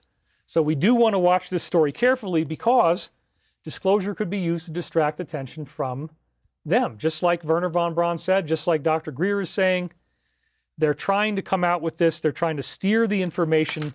They only tell you certain things. They only give you little bits of information that add up to the narrative that they want. And again, that's their job. I don't hate them. I'm not angry at them about this. I'm just saying that this appears to be the way that they're trying to ensure that they have control over the narrative. They want to maintain that control, maintain that vigilance over the narrative. It's a very important part of the story. We're now getting higher up there in views. We're a little after the 1 hour mark. We're at almost 3,500 views. Thank you for being here. So I'm gonna be honest, folks. I have to admit, Age of Disclosure is an excellent movie. And I do want to apologize to everybody involved, the director and so on, Dan, for implying that it was boring in my post. It is definitely not boring. Once I watched it, I was genuinely impressed. Even if they are working an agenda here, which I do feel, and the director may not know that, by the way. I don't know if he's in on what exactly is going on here, but we are still getting disclosure. This is a great way to move the needle forward, because I believe that if we understand that UFOs really exist, we're not alone in the universe, there's nothing bad can come out of that ultimately.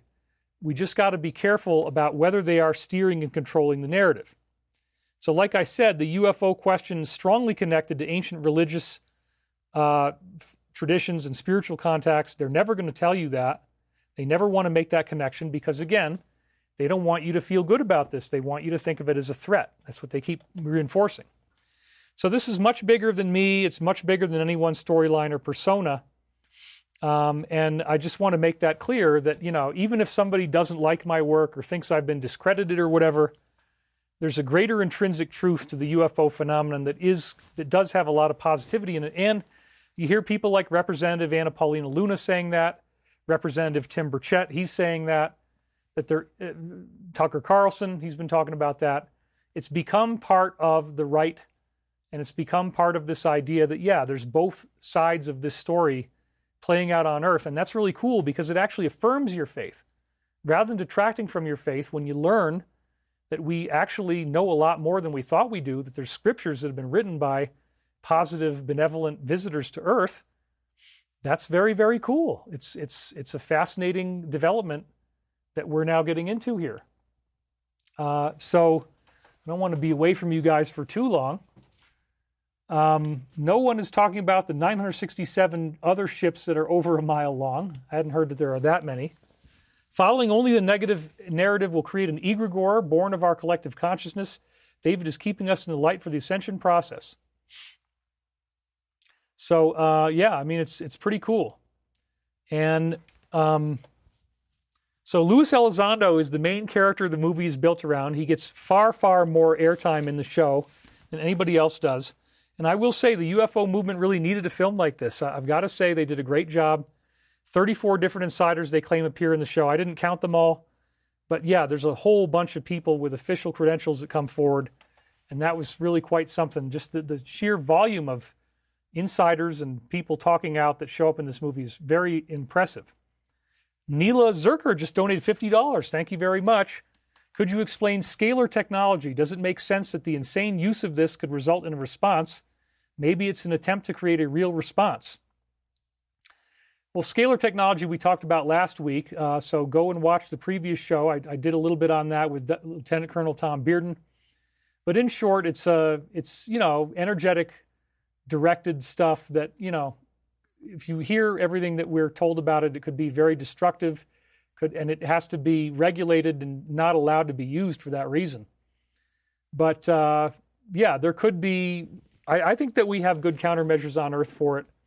And in fact, someone was trying to explain away aerosols. Bruce, the top insider for Hoagland, was saying that the particulates in our atmosphere were partly intended to block these types of things from getting in, scalar type of stuff, because when you energize those particles, you create a Tesla dome that actually blocks them from getting in. So they might do this over, for example, a military installation to block the potential effects of those from happening. Yeah, and Jeffer Thriller says, thank you, David, for all your guidance. Off topic, Winfrey has been ill lately, but he's doing better. I'm happy to hear that he's better. Sorry that he was ill. Trying not to get all lost in my comments here because we have such a big show. So anyway, many of the guests on this movie only get one clip throughout the entire thing. A variety of them actually only show up really once because there's just so many that are crammed in. I was impressed with the scope of the cast, I have to say that. And some people are information junkies. They get too addicted. Everything has to be brand new information. Believe me, I know that. And so this is the only bad review I'm going to read. He says, the film is bad. It's propaganda effort. Nothing new is brought to light. Old white men propagandizing you in 4K as they seated in an office building in D.C. Interviews woven together with B-roll of D.C., same tired footage, newspaper clippings of old cases. No story, no arc, no change. It's not really true. The story is definitely the arc of Luis Elizondo, and you follow him into where he finally does his own testimony before Congress. Well, diving headfirst into the snake pit of government disinformation, Dan Farah seemingly forgot what makes a movie a movie. So again, I don't agree with this. I think this is unfair, but I just wanted to show you that, there are these haters out there. It's worth watching. I do believe that, and so, you can take that for what you want.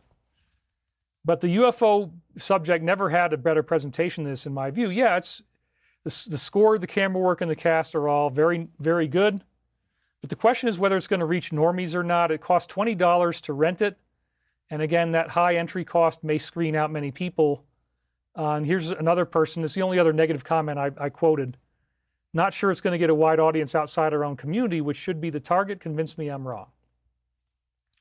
So either way, this is a film that you should probably see. I would say that. This was they did a big press conference on it here. And here's the close-up of the poster. Notice the guy in the back does look an awful lot like 47. The shape of the head, the shape of the jacket, the way he's walking. I think that's probably intentional because they're, saying that he's going to be disclosing as a result of this. I think that's subconscious, but very likely included for a reason. And so it didn't really have any new information. Okay, that's true, but it's a great summary. I'm kind of surprised that I'm defending them, but honestly, it's a really good piece of creative work. And I just have to be honest with that. Aaron Green, I bet Joe Rogan is a big fan of yours, but he's not allowed to say so. I bet he's watching this now. Joe, you should have David on your show. That would be the best. I doubt that's ever going to happen. But, the rules and whatever, probably not going to happen. Marina Doctor says, nope, I'm not going to watch it. I'm not lining their pockets. Well, okay. It does cost money, and they probably are going to do pretty well on this financially. It's had an incredible amount of buildup in the media. A lot of people are interested in it. The Joe Rogan publicity, mainstream media publicity. This film should do well. I would imagine that it's going to do well. So Ross Coulthart hit many of the highlights from the thing, and so I'm going to read this tweet of his, or this X post. Former Chief of Air and Space Warfare Jay Stratton. I've seen with my own eyes non-human craft and non-human beings. That was pretty exciting, having somebody say that. In fact, these quotes represent some of the most exciting moments of the whole movie. And he kind of summarized all of them, which is really handy. James Clapper, the former Director of National Intelligence. He said there was an active program when I was in the Air Force to track anomalous activities we couldn't otherwise explain, many of them connected with ranges like Area 51. Wow. And he was the Chief of Air Force Intelligence before becoming the Director of the DIA. So that was Air Force. There you go. The Defense Secretary, Department of Defense, Chris Miller. Some intelligence official decided that I, the Acting Secretary of Defense, did not have a need to know about UAPs. Wow. Now, Dr. Eric Davis, he's the one who actually came out and said he's an astrophysicist, part of the ATIP program. And he said there was 4 different types of major beings, and he talks about grays, reptilians, Nordics, and I forget what the other one was. But short grays, tall grays, maybe something like that. This is one of the most interesting new things. There was, people are like, where's the new information? Well, this was pretty new. I hadn't really heard this before, that George Herbert Walker Bush, the former president, when he became the CIA director, he later found out that there were a number of crash retrievals of UFOs that had taken place since the mid-1940s, and this was told to Dr. Davis in private communication. One event took place at Holloman Air Force Base in 1964. That book that I showed you, Above Top Secret by Timothy Good, discusses this very event and describes these beings that had like black eyes and a weird headdress on, and they had a very pronounced, prominent nose, which is unlike what we usually see with extraterrestrials. It's a different type of species of some kind. Ed Creeder, David, are you still planning a conference? $50 donation. Maybe in the future. Thank you for the donation, by the way. We're not doing one right now. Rob of Broccoli, I went to 4 lectures on crystal and sound healing. You just donated. Thank you for opening our minds to the infinite mind. Absolutely.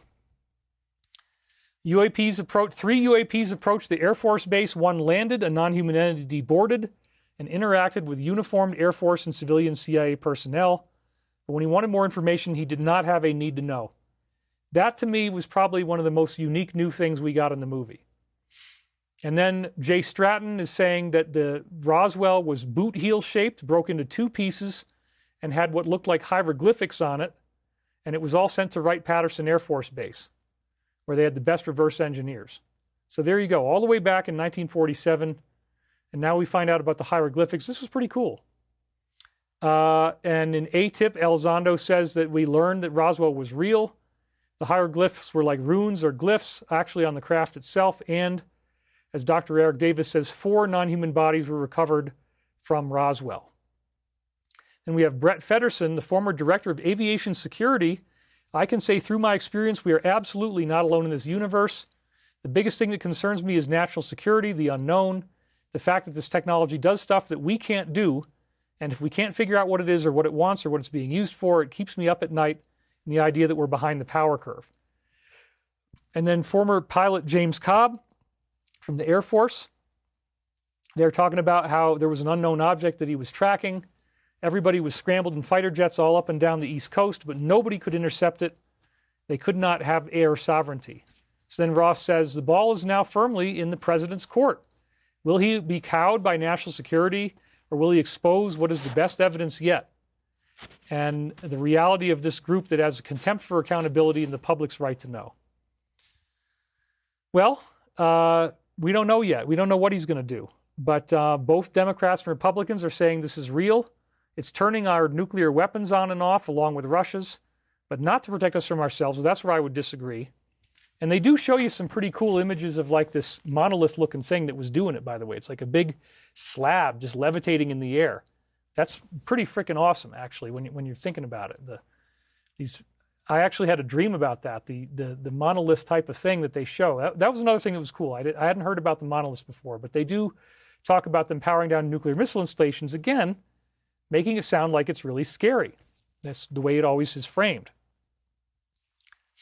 There's more than one species of unknown origin. They've seen the bodies. Legacy program hidden away from congressional oversight. Defense contractors hiding it. Air forces recovering them. The blankety-blank science division is a part of what's going on. The energy output is greater than our combined daily energy consumption. They talk about that. Cold War-style arms race between countries to reverse engineer this technology. A lot more about the theories of the physics, the space-time bubble. They go way into that. And the government killing their own citizens without due process. It's very much worth watching. So yes, the missile installation thing was very important, but one of the things that really jumped out at me, that most people are not talking about, is this so-called legacy program. This is their name for the group that is covering up the truth.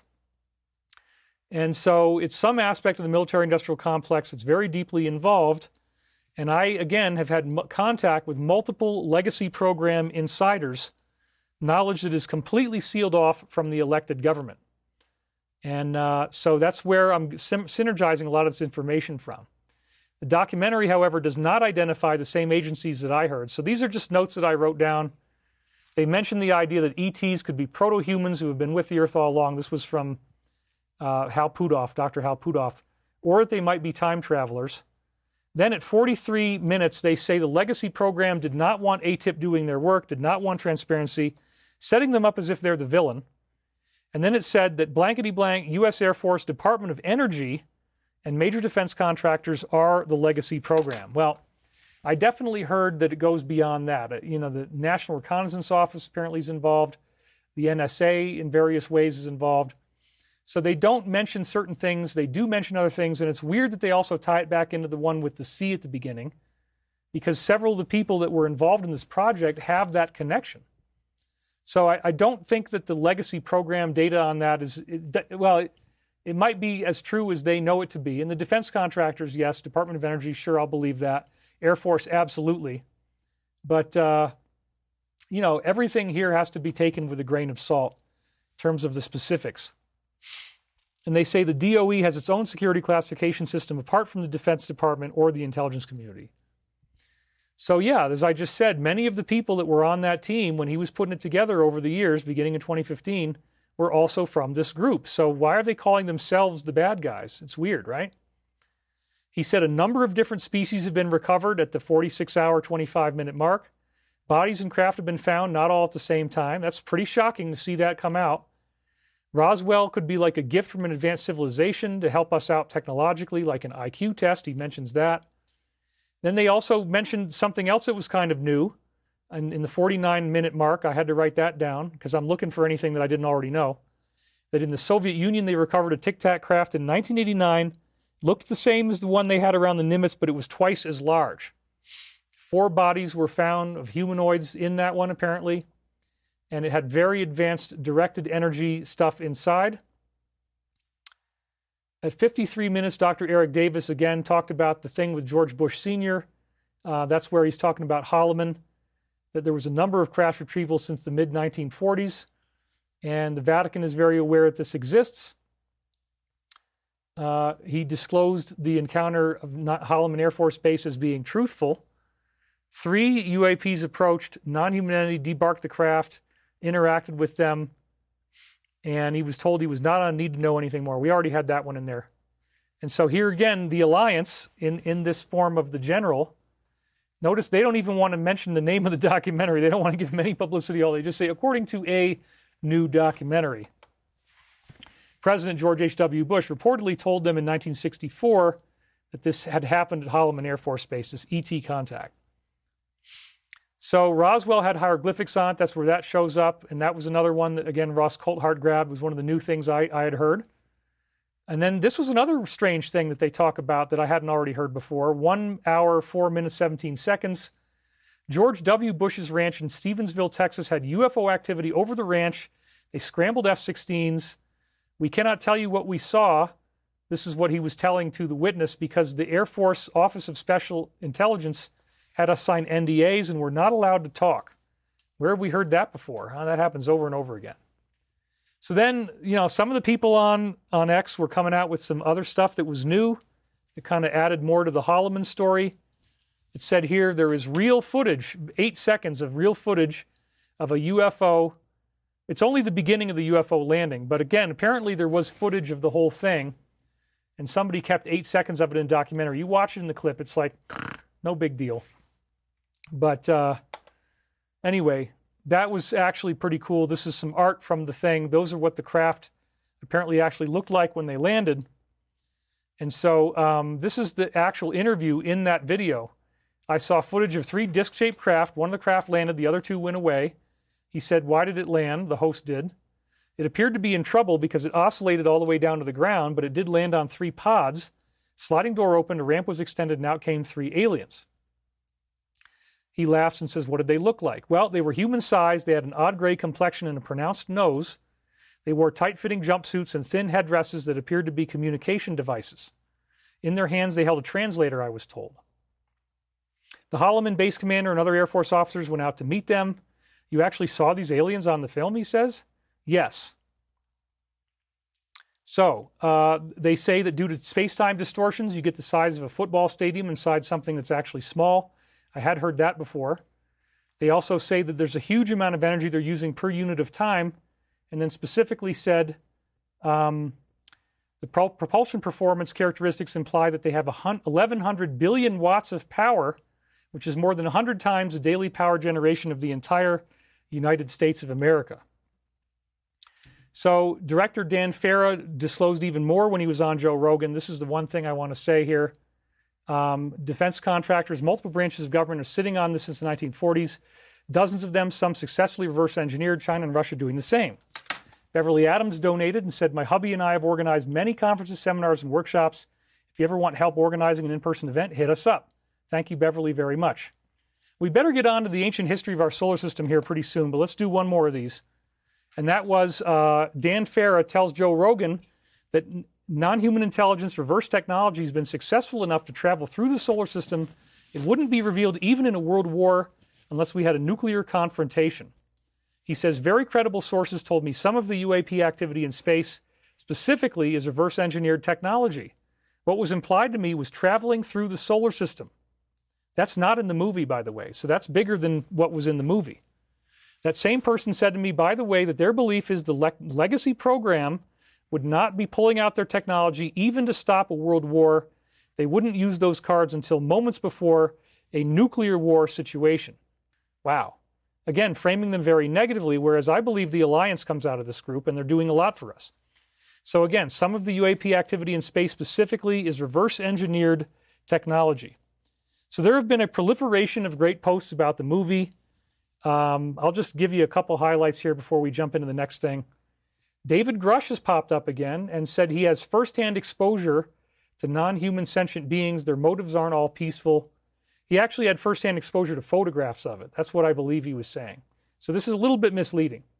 He also claims the president is fully briefed and may eventually speak out. This story isn't slowing down. So I'm showing you a lot of interesting stuff is happening. Here was another one where they're saying U.S. has recovered multiple crashed vehicles, biological remains, 80-year cover-up, unacknowledged black programs the president can't touch, whistleblowers threatened, careers ended, some fear for their lives, secret arms race worse than the atomic bomb, with a rush between U.S., Russia, and China to reverse engineer technology. We talked about the Soviet crash. This isn't leaks or blurry footage. This is the most credentialed chorus of insiders ever assembled, all saying the same thing. We are not alone. We never were. The cover-up is collapsing right now. So there you go. All right. And so that's Stratton. He's one of the guys in the movie. He shows up a lot. It's on CNN. And that multiple people have seen non-human beings. They gave similar reports to Close Encounters. Jay Stratton saw with his own eyes non-human craft and non-human beings. That was the guy we just saw the picture of. Some of the things, some situations we can't talk about, some he can. And I know he intends to talk about those in the very near future. So this is really building up to something very exciting. And want to jump ahead a little bit here because we have a bunch of stuff to cover. But they do actually mention something negative. This is worth bringing up right now. The wildest part of Dan Farah on Joe Rogan's discussion wasn't even in the film. Orbs entering homes of investigators, interacting with family, and one kid apparently covered in bruises after a close encounter. Orbs aren't just appearing, they're affecting people and leaving physical marks. This is not observation, it's interaction. The conversation just dropped. Link in the comments. So again, they're putting out this kind of negative fear stuff. That's a very, very big part of what I think is going on here. They want you to be afraid. I'm encouraging you not to be. But anyway, there you have it. People were afraid of being killed when they were talking about being in UFO crash recovery missions. We can probably guess who at least one of them is because he did come out before. And a lot of people were speaking about it very positively, people calling for official disclosure. There's no way that Rubio, National Security Advisor to the President, could say what he did in this film and not be subsequently questioned by the media. The administration must disclose. This is getting old. And again, the director says, I think a sitting president has to step to the microphone and say we are not alone in the universe. So they're really pushing him, trying to get him going and make him say that this is true. We've recovered technology of non-human origin, so have other nations. There's a high-stakes race to reverse engineer it. Well, let's go beyond that narrative. Let's jump into the next level of where this is all taking us, and that is, again, the secret history of our solar system. So I didn't know how many of these slides I would be able to do. But, you know, this could be actually, as we're going to see right here, a watershed moment for disclosure. It's very exciting. So even though there is a misleading aspect to this that we've talked about before, and they don't talk about the spiritual component, it's very exciting. But what I want to do is let's go beyond just the same old stuff and let's get into new information. That's really what I like the most. And again, Censored Again just donated $5. Thank you very much. And again, if you can donate to us, we're doing really well here. We're up to about $1,200 so far. There is a split going on, so I don't get all of that, but it does definitely help. So thank you very much, everybody. Joe Moreno says, David, I've got to say, watching you stay locked in and keeping the show going the way you're doing is genuinely inspiring. I respect you. Thank you, Joe Moreno. This is what I do, man. This is my job.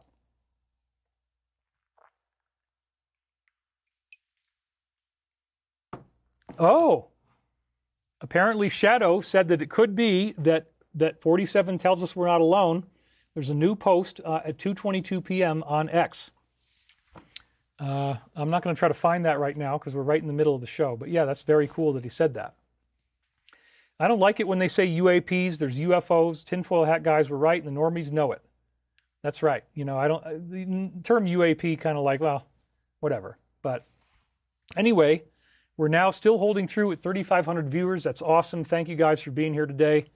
We're at 1:41 p.m., so that's local my time. And I'm very happy to be here. So the narrative goes much farther than what they presented here. I began researching the paranormal age 5, as I said before, 1978. Read over 300 books in college, but nothing blew me away more than Monuments of Mars. As we said last time, this was Richard C. Hoagland's book, and I learned about it in 1993. It blew me away. I told everybody I knew who wanted to hear it. If they didn't want to hear it, I probably told them anyway. And then Art Bell, turns out, when I got online in 1995, that Richard C. Hoagland was one of his top guests. So yes, we've already seen the face on Mars. We talked about this last time. There's pyramids near there on both the left and the right, including this weird 5-sided pyramid that has the image of the Da Vinci Vitruvian Man, in this case upside down, and what looks like an entry hole for some type of projectile. So this is a more recent part of the history of our solar system. I do believe this is true. And what's weird is you got the face on Mars, you got pyramids, and then on Earth you have Egypt with the Sphinx and the pyramids right next to it. So like there's a very interesting parallel between Egypt and Mars. Did the people of Egypt actually go to Mars and see the face on Mars and the pyramids? Maybe they did. Maybe they built the Sphinx and the pyramids as an homage to what they found on Mars. Isn't that interesting? And again, Dr. Avi Loeb is talking about the ancient history of our solar system in the disclosures because it says, in his view, planets without atmospheres, Mars and the Moon, could host ancient technological debris from past civilizations preserved for millions or even billions of years. That's where this is going. We're scanning Mars for anomalies, right-angled structures, geometric patterns, but we're not ready for what we might find. The real threat, again, that threat concept, intelligent alien objects following unpredictable paths we can't anticipate. So again, very interesting how this is all connected to the city on Mars, the face on Mars, the pyramids. And they probably are going to disclose this at some point, but it'll have their own spin on it. It could be very much tied in with 3i Atlas. And now it's like this weird connection to Arthur C. Clarke, 31439. Very, very cool. So again, Richard C. Hoagland was disclosing this idea of sacred geometry appearing in the planets, the 19.5 degree latitude being of pivotal significance. And he was saying that all this came from the alignments of the various structures that he said he found on Giza. And so he was putting out a new model of physics, and he also was talking to this insider, Bruce, who I eventually met in 2007. And Bruce disclosed that we have a cosmic history of our solar system. And so many of the things that I'm going to share with you now came from Bruce. He was giving me a fascinating and robust story, which I first heard about in 2014. So we're going to start in the ancient past and then bring it forward here. Multiple insiders speaking about the so-called ancient builder race. This is a term that I've been hearing since at least, I guess, 2003 would have been the first time I heard that particular term mentioned. It was also called the elder race. This is nothing new. A lot of different insiders had that coming out, and I've been leaking it and talking about it for many years. Elder race, ancient builder race, nothing new. And the reason why they call it the ancient builder race is because they're very ancient and they were building things. So the history goes back over 2 billion years. That was one of the things that the insiders were telling me.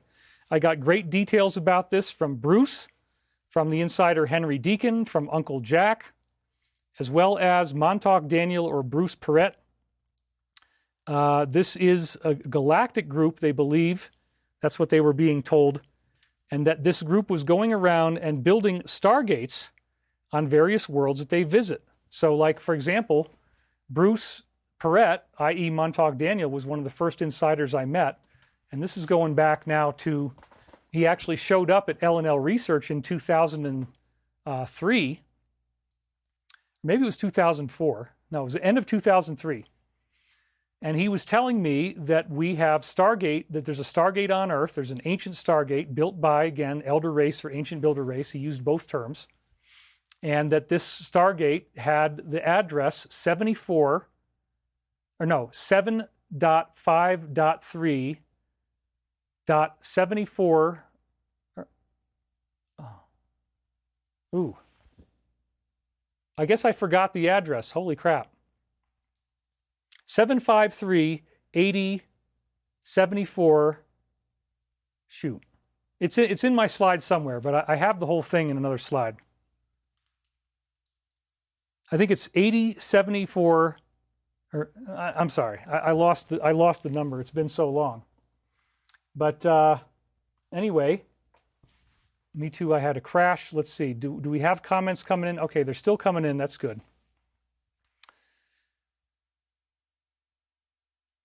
84 70 24 606, that's what it is. 753 84 70 24 606. I finally remembered it. Okay, good.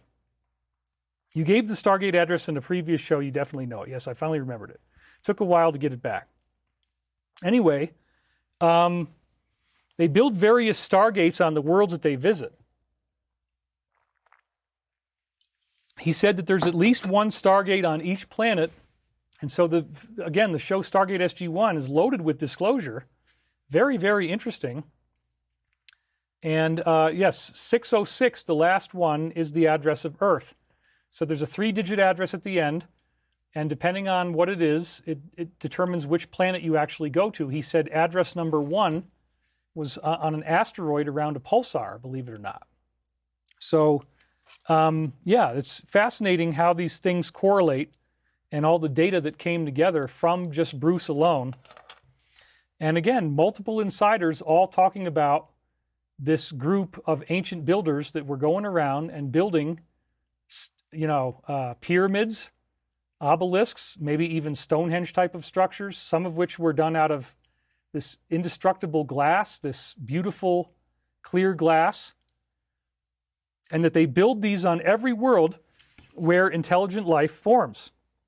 So the ancient builder race, their hypothesis in these secret programs, the so-called legacy program, is that this is a galactic level situation. The Law of One kind of agrees with that they've been out there for a long, long time. And I like learning about the good ETs, says Sarah Love. Yes, we're still holding true at 3,443 viewers. We've got a very solid audience here. Thank you guys for being here. So they build, again, glass-like pyramids, obelisks, and domes using some type of transparent aluminum material that is 500% stronger than bulletproof glass. It's surprising how often we heard the same story, that our local solar system here has these all over the place. These builders kept doing this again and again and again, that it's actually like the solar system is like a cosmic junkyard. So that was very, very cool to find that out, that it's not only our solar system, but it's several neighboring solar systems as well. And this, again, came from everybody from Bruce Perrett to Hoagland's first insider, who I first met in 2007, talking about these glass-like pyramids. It's a very commonly heard subject that I found incredibly fascinating. And then, whoops, we also heard that they were building Death Stars. So this is another thing that's really, really interesting. Our own solar system has a series of ancient builder race moons where they took existing moons that were already here, or maybe they brought them in from somewhere else, and then they equipped them with machinery and technology so that they could actually defend us against threats. And originally, this was like a Garden of Eden. It was like a little promised land where everybody gets this technology benefiting them, the technology that will allow you to, be protected from harm. Pretty freaking cool. So, yep, you're right. Super Sleuth 3527, clear glass, transparent aluminum, was covered in the Star Trek movie when they went back in time to retrieve a pair of whales. And that's, again, I believe, Star Trek 4, The Voyage Home, or Journey Home, something like that. So, Midnight Mark says, what was the material that came from your eye, David? Well, I don't know what you're talking about there, but we did have a strange little crystal that showed up in my eye when I had a sty, because I was using colloidal silver. So it might have been a silver crystal, but it looked like a little tiny quartz crystal. That was in one of my reels here. But yeah, so this stuff really fascinates me because it goes beyond the narrative that we're getting, the same old tired narrative. The story is going to get deeper. It is going to get more fascinating. Again, it all leads back to benevolent extraterrestrials trying to help us out, trying to get us ahead in the universe to the next level. So they apparently, the ancient builder race apparently created this protective system for our solar system that would identify any negative alien races trying to get in here and would zap them. So you literally could not invade. And I've also heard from various insiders that as you go towards the center of our galaxy, that there's many of these, that the center of the galaxy is host to a variety of places. David cries tears of gold. David is cranking out silver. That's funny. That as you go towards the center of the galaxy, that there are entire areas where the negative can't go. In fact, the Draco have been defeated throughout most of our galaxy. There's only a few places left they can visit. And so, how interesting that is. Our own moon is apparently the most advanced crown jewel of this ancient build-out collection. And like the whole concept of Rendezvous with Rama, the idea that it could transport an entire population from planet to planet. But, that's like the Noah's Ark, the cosmic rescue plan for a given population. Again, showing that there are some very powerful beings involved in this that can do amazing stuff. Really, really amazing stuff. Many of the moons in our solar system apparently have these very ancient bases and build-outs inside of them to make them part of this originally protective grid. So here are selected moons of the solar system with the Earth for scale.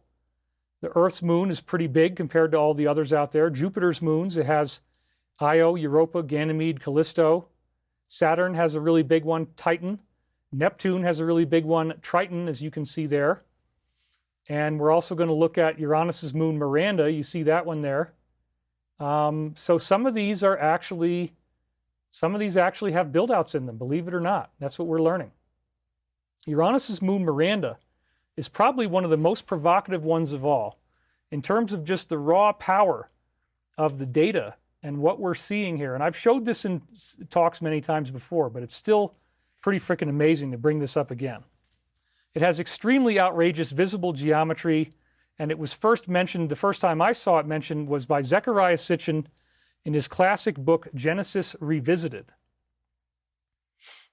So here it is from far away, but you notice it almost looks like the Nike, like a Nike symbol or like a Star Trek communicator device.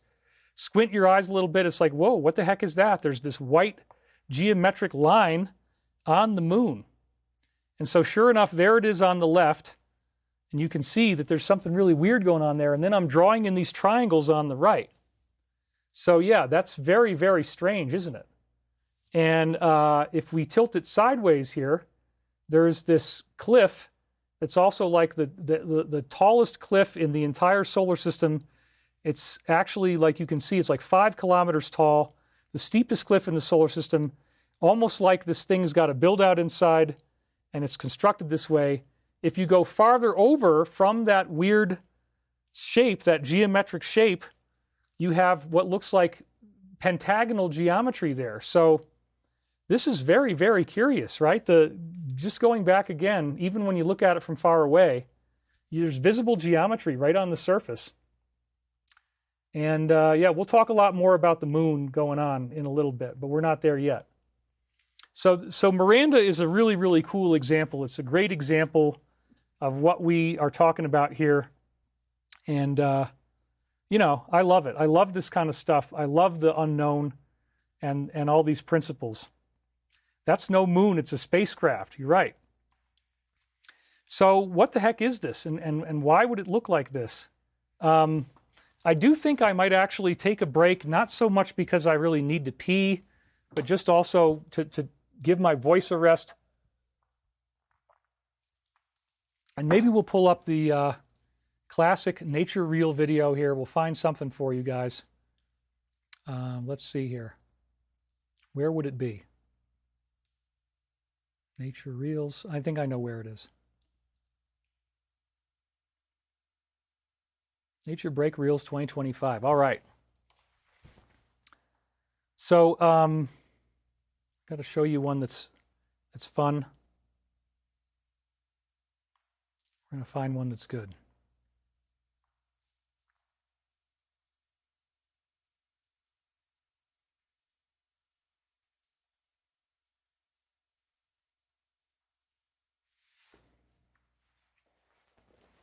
I think, let's see. Yeah, maybe we'll do, since we talked about reptilians, we'll do this one, Colin McGeezer on the lizard people. And again, if it runs over time, let me know in the comments. If I'm running it for too long, I'm going to keep it on the right screen this time. But so here we're going to do Colin McGeezer on the lizard people, give you a little bit of a comedic break. This is a funny one that I did, and I like it. So I'm gonna take my microphone off. Maybe I won't run the whole video, but I just do need to get some blood sugar up and walk around a little bit and give you guys a chance to take a little break. So we're at 3,500 viewers now. Please don't leave. I'll be back momentarily. I'm going to mute my microphone, and I will see you guys on the other side of this in just a second. But we'll have a little fun with Colin McGeezer. Here we go.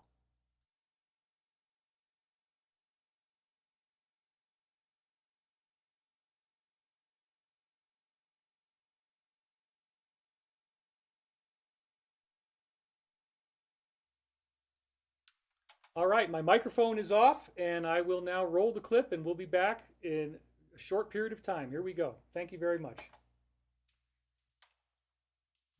All right. I have to say this is remarkable because the weather forecast said we were going to have scattered thunderstorms all evening until sunset. And then we just had a little bit of thunderstorms, and then it all went away. The weather was totally wrong. And I'm happy about that. Obviously. Because this is about as good as it's ever going to get living here.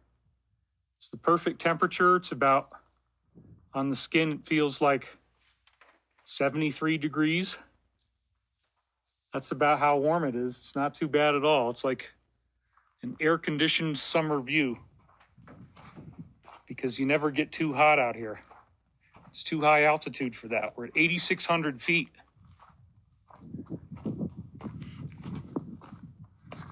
This is the place to be if you want to get things done in the forest and feel the energy of, look at this guy. I mean, this is just,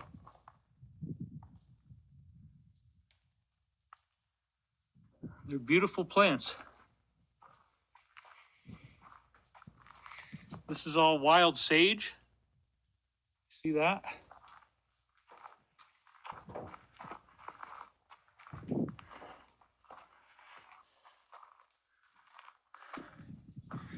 See, we have these beautiful white flowers as well. Look at how nice they are. These haven't bloomed yet. We'll have to do a separate film for that. We have a whole bunch of these guys around here. And they have a very pungent, maybe not even all that great of a smell, but They're beautiful flowers, and they all pop for like 1 or 2 days, and then they're just gone. It's starting to happen a little bit right there. But it hasn't actually happened yet. So these are mining holes that they dug for looking for tungsten, which is essentially the red rock that we see around here sometimes. And in World War I, they drilled all this out with bulldozers and cut all the trees down to dig tungsten out of the ground. The U.S. government paid you by the ton for these red rocks. No questions asked. It's just easy, quick money. And look at this boulder over here. This one is very special. I love that guy, as you can see. The view gets really spectacular up here, of course. You can see how amazing it is just to experience this. If this was your everyday life, mate, you're walking around in the bush and you got these dangerous wallabies, mate, with their swollen bellies, their sharp teeth, criminal intentions. Goanna lizards, mate. They're everywhere. You might even be hiding under this beautiful boulder right here. Mate, I've seen the bad things in the bush. Stories not capable of being repeated. Dangerous creatures from other worlds with long fangs and a penchant for misery of human life, seeking out that elusive long pig for their culinary delight, mate. Grotesque creatures that smell like excrement and waste, living in a lie they tell themselves to keep their cover and remain clean from the influence of compassion or love or any other things that make us human, mate. All they care about is conquest, victory, and sublime inspiration of creating absolute destruction and misery in the lives of others. It's not right, mate. It's not right at all. I told David, you got to be clear about this, mate. You can't overlook the creatures in the forest or pretend that they no longer exist and their names are hidden in old books of mythology. They're alive and well, me brother. And you better be listening when they talk to you, because they speak through the evil means that are all too easily acquired in today's world. Mate, I wouldn't be lying to you if I didn't say they were dangerous as all get out. These beings of impeccable taste who only seek humans as their main source of delight. They've lived with us for eons and eons, mate, going back billions of years. And they exist as a predatory existence of life, unencumbered by any type of feelings of shame about what they do, mate. They're unencumbered. They're unburdened by their shame, but unencumbered by its existence, mate. Conscience-free. They roam about in the sewers and the sludge and such things, going down, down, down into the abyss, unpleasantly reminded of what's really right in life, and then having to face their own shadow, which they immediately darvo on, mate. Deny, attack, reverse, victim, and offender. That's how they cover up their sins, mate. They make it like it's your problem, but you knew it really wasn't, didn't you, mate? You had that insight a long time ago. You just didn't listen to your heart. And now it's shoved in your face, mate. You've got to deal with the fact that these ugly undesirables exist. What do, mate? You just go on, live your life, but make sure you know what's what, mate. This is not for the weak. This is your dear friend Colin McGeezer signing off, telling you, be strong, be light, and most of all, be brave, mate, because if you have to organise a piss up in a brewery or some such, you better have the insight on how you're going to make that happen. Toodles! All right. I have to say, this is remarkable. Okay, so I'm going to put this back on now, and we'll be all set.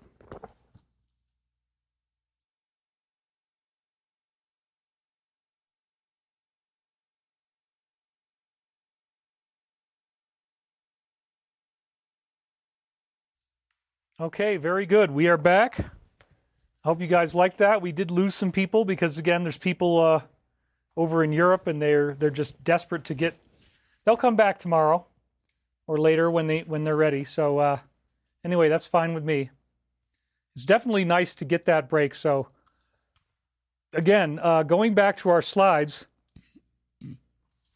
similar to this concept of rendezvous with Rama, similar to this concept that we saw in Arthur C. Clarke's novel, this concept of ancient Death Stars and moons. I mean, it's directly mentioned in Star Wars. And again, we were told that, Star Wars being such a huge budget film, and George Lucas ran way over budget, that he was tipped off about Death Stars, that this is something they'd already discovered in the secret space programs, in the so-called legacy program, as they're calling it, in the movie Age of Disclosure. The Cat Max just donated and said right here, David, you continue to open eyes. May we never stop learning, teaching, learning. Much love. May the source be with you, Stephen and Bree. Thank you very much. All right. So definitely a lot of good things going on here. And thank you guys for being here.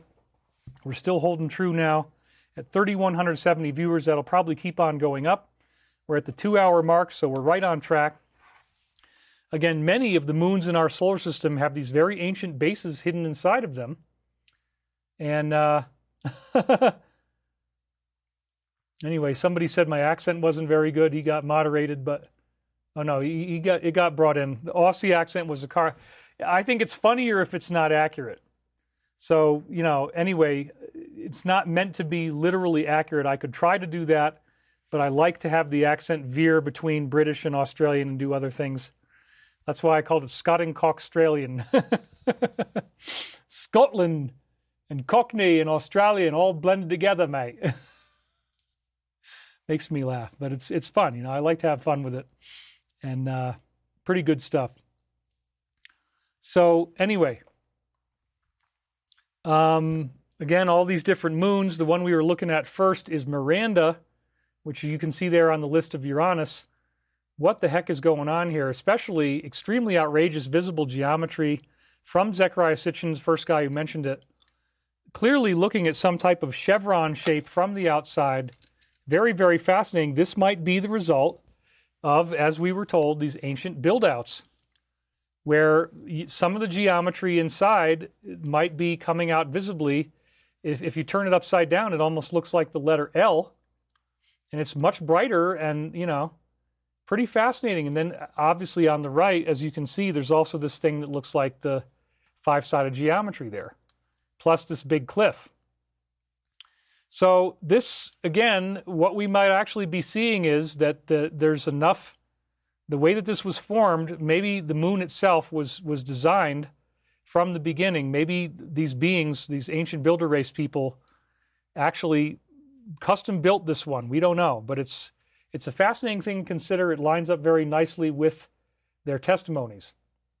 So then in Saturn's moon system, we have a whole bunch of moons here, as you can see, Titan being the biggest one. Above it is Iapetus, below it is Hyperion, and then Rhea, and then a bunch of smaller ones. But Mimas is one of the ones that we're going to see here. So let's go back and look for Mimas. Where is it exactly? Oh, Mimas we're right there next to Saturn on the right in the middle there. Paltine, Methone, and then Mimas. Mimas is pretty freaking wild, and it's got some pretty crazy stuff here. So this is actually in 2012, Death Star spotted lurking near the rings of Saturn. Luckily, it's just an asteroid crater on one of the more bizarre moons found in our solar system. It's interesting they were seeding that narrative back then. Pity the poor NASA astronomer who saw the first images of this moon when Pioneer 11 flew by in '79. This was only 2 years after the first Star Wars came out. The film's iconic Death Star was very much in the public consciousness.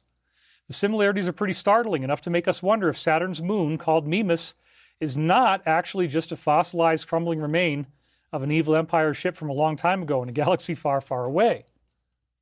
So yeah, it's pretty cool. It's got the same little shape that George Lucas had on the Death Star. The ring with the dot in the middle. I mean, it's pretty freaking wild. Luckily, it is not one of these, the Death Star from the Star Wars film. So pretty wild that there's such a great similarity there. Now, maybe he based the Death Star off of this, but it is interesting, isn't it, that there's this similarity in the shaping.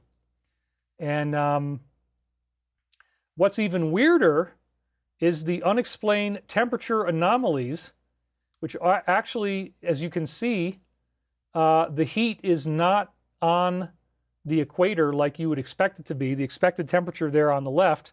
The actual temperature makes it look more like Pac-Man, where the heat is off to the right. And so that may suggest that there is still some type of habitable world inside of there, and that they built their civilization on the opposite side of where the weapon would be, if you believe that that area is where, again, like the Death Star, that it would shoot out some type of particle beam. Maybe there are still people living in there, and maybe that's why the heat signature is there. Maybe the heat signature actually indicates intelligent human habitation. It could actually be. Valerianne Gritto says, it was great. Don't worry about all those haters. You're absolutely right. The accent should never be dead on unless you're in a film. I should know I'm an agent, LOL. It does look like Pac-Man, says Sarah Love. So yeah, I did these in a video from like 10 years ago, in 2015 or thereabouts, but it's definitely, in light of all the stuff going on in 3i Atlas, it's worth covering this again. That could be where people are actually living, where the heat signature is, away from the weapon system. And then we have strange, similar temperature anomalies on Saturn's moon Tethys, which again has this strange Pac-Man structure.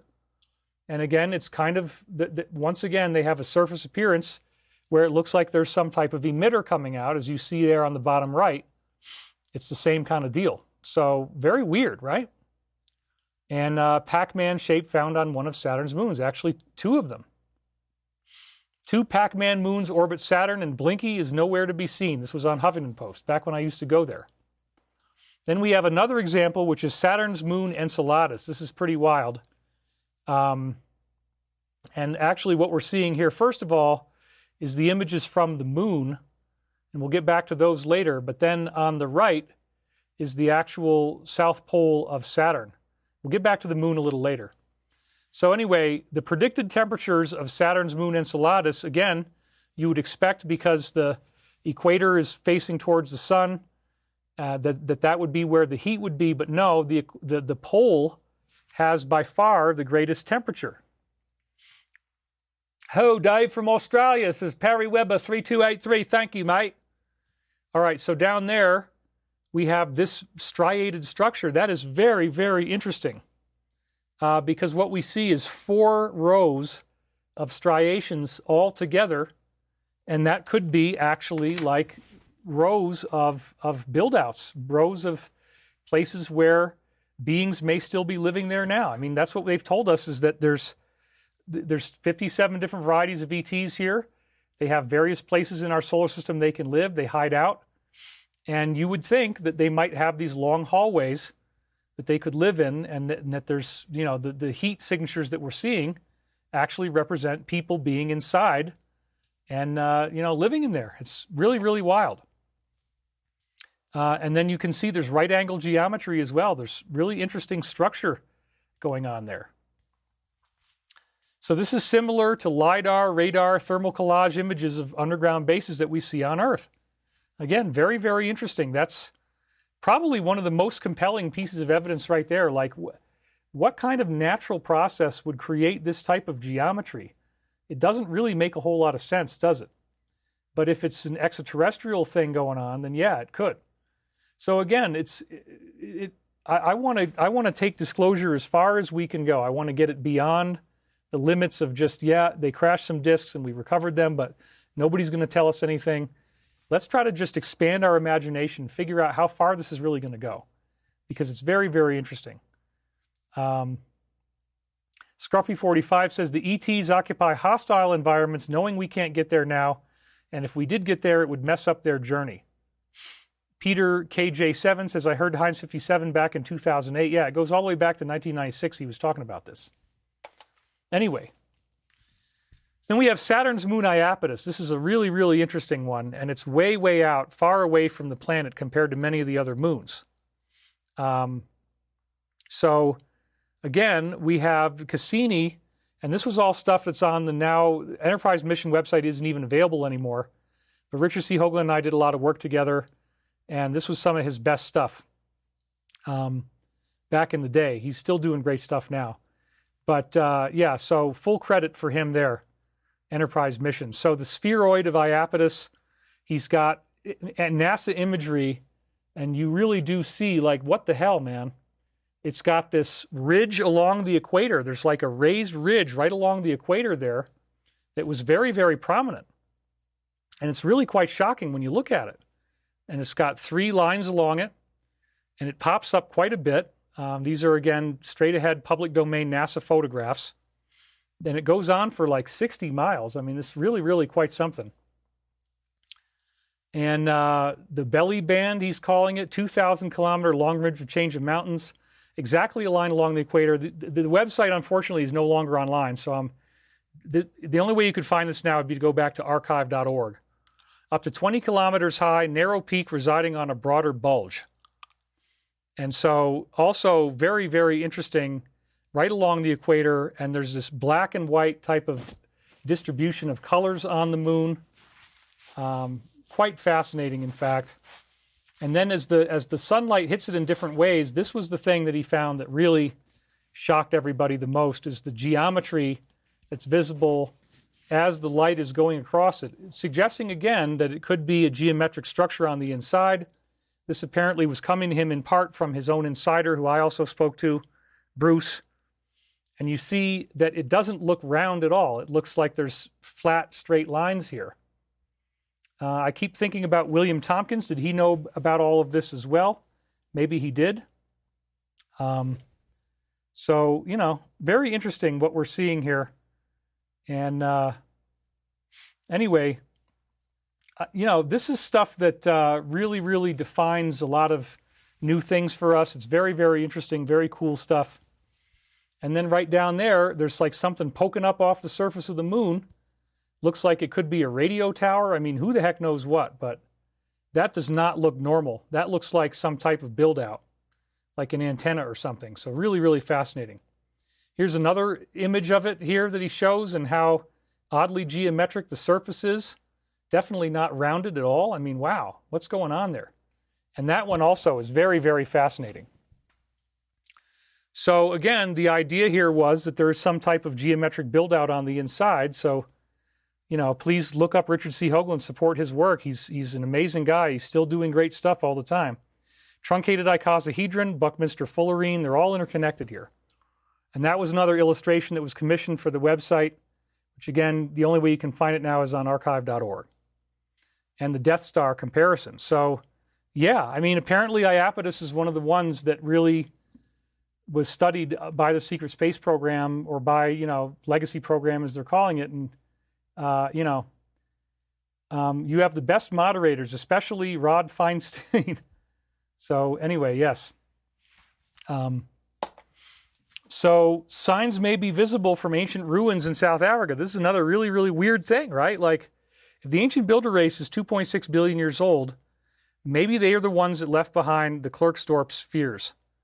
Because this again shows up in Cremo and Thompson's classic book, Forbidden Archaeology, The Hidden History of the Human Race, where we're seeing, it says here, One of the most remarkable examples, this is from an article that I found online, of potential ancient artifacts published by Cremo and Thompson were hundreds of, quote, small grooved spheres mined in South Africa. According to Ralph Marks, curator of the Museum of Klerksdorp, South Africa, where some of the spheres are housed, the spheres are a complete mystery. They look man-made or human-made, yet at the time in Earth's history when they came to rest in this rock, no intelligent life allegedly existed. They're nothing like I have ever seen before, Jimison, 1982. They are found in pyrophyllite, which is mined near the little town of Ottosdal in the western Transvaal. This pyrophyllite is a quite soft secondary material with a count of only 3 on the Mohs scale and was formed by sedimentation about 2.8 billion years ago. There you go. On the other hand, the globes, which have a fibrous structure on the inside with a shell around them, are very hard and cannot be scratched even by steel. So that is what we've got, folks. And isn't it interesting how similar that looks to Iapetus? These are so hard you can't scratch them, and it even has the little Death Star thing on the front.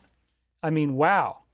That is crazy, right? And this showed up in 2.8 billion-year-old rock in South Africa. So, again, one of the most fascinating things I've ever seen, seeing that connection, and 2.8 million-year-old rock clearly looks like somebody did this and that it was actually sculpted by intelligence and not just some random process. So what the heck is going on here? The Klerksdorp spheres. Well, the date sounds awfully familiar, and again, it ties in very nicely with the timeline of the Law of One. How many of our years ago was Ra's third density ended? And they said the calculations necessary for establishing this point are difficult, since so much of what you call time is taken up before and after third density, as you see the progress of time from your vantage point. We may say in general that the time of our enjoyment of making the choice, this is service to others, service to self, was approximately 2.6 million of your sun years in the past. However, and then they say, we correct this instrument, apparently she misspoke or didn't hear it right. Your term is billion, 2.6 billion of your years in the past. So there you go. The Law of One is describing that they were third density 2.6 billion years ago, and that could be your ancient builder race. They might actually have been the civilization that did this, and they said we had an affinity for the pyramids, and we built pyramids in many different places. So it's like, wow, you know, that's very, very cool, very fascinating to discover that type of a connection. 2.6 billion years in your past. However, this time, as you call it, is not meaningful, for intervening space-time has been experienced in a manner quite unlike your third density. Did the planet Venus become a fourth density planet at that time, 2.6 billion years ago? And they said, yes, this is so. So right before they were able to ascend and get to that next level, they were building this very advanced technology. So for a third density world, it was quite powerful. And really, really amazing when you start to look at how all these pieces connect together. Did it later then become a fifth density planet? It later became a fifth density planet, then later a fifth density planet for a large measure of your time. These are the different cycles they go through. And at fifth density, they can project into any being they want. Both fourth and fifth density experiences were possible upon planetary influence of what you call Venus. So yes, this is the point. It appears that the Law of One source, Ra, actually was the ancient builder race as described in the Law of One material. And we were told, again, that our entire solar system is filled with these glass-like ruins. So, again, the narrative needs to be updated, and this is a very important part of how these different insiders have brought pieces together and combined them and given us this very, very fascinating study that we can now share and learn from. And Dr. Greer, with the Disclosure Project, as we talked about last time, that he had new insiders showing up. 39 different whistleblowers came forward altogether. And I was invited as a VIP to attend after being on Art Bell in 2001. I met most of these people throughout the week. And many of their testimonies, again, lined up with the Law of One series. Donna Hare was saying that ET artifacts were being airbrushed out of photos from NASA. And this was her at the original event. And this apparently included lunar architecture and things like this, and Mars. I believe she also mentioned that. So again, ancient history, lots of stuff going way back and people talking about it. Carl Wolf was talking about working for the NSA, that he walked into their office and saw photographs of lunar architecture, including dome-shaped buildings, mushroom-shaped buildings, and this all fits in very, very nicely with what we're now seeing, that some of this stuff apparently does go back to ancient builder race technology that just has this incredible heritage of time going back through history. Many insiders that shared this with me, that I put out their data over many years on the website. Sunny Sky says, family, if you enjoy this type of deep research, support David, smash the like, tell a friend, and donate. Yes, let's see how we're doing here. We're still at $1,200, so anybody that wants to donate more would be great. We can always use it. So there was a big gap in our solar system's history after the 2.6 billion year mark, the Klerksdorp spheres. The oldest civilization of intelligence that the insiders tell me that appeared on Earth, so they speculate in these programs, was a sentient reptilian human species. So this is kind of the next stage of our journey. Apparently they got wiped out at the time of the extinction of the dinosaurs 65 million years ago. And so this is something that you keep hearing it from different people, that there was a reptilian race here on Earth that was, they definitely had something, that's a little bit too wild. Definitely had a reptilian race here that was, looked like humans and grew to be adult, hominids that were bipedal and that kind of thing. And they were wiped out apparently by groups that look more human to us. And they were wiped out by the extinction of the dinosaurs. And so there was some speculation that Earth's moon was brought in at that time, that Earth's moon did not exist before then, and that it actually created seasons on Earth, which it didn't have before, because the moon is actually what causes the Earth to drift to 23.5 degrees north, 23.5 degrees south, back and forth over the course of the year, whereas when the moon wasn't here, the sun might have been more stationary, the Earth might have been more stationary on its axis, thus creating more heat, allowing reptilian life to evolve more easily. So it is believed in these insider circles that there was some type of war that wiped out reptilian life that had been on the Earth that was sentient and humanoid, and much later, when the Draco incursion occurred, and we'll get into that, because that's when the Death Stars and all that stuff got deactivated.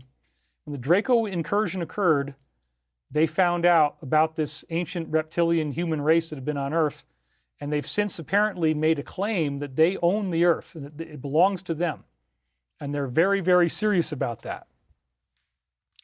So the Dracos blame Nordic-type ETs for wiping out that original sentient reptilian race. That's the claim that they've made.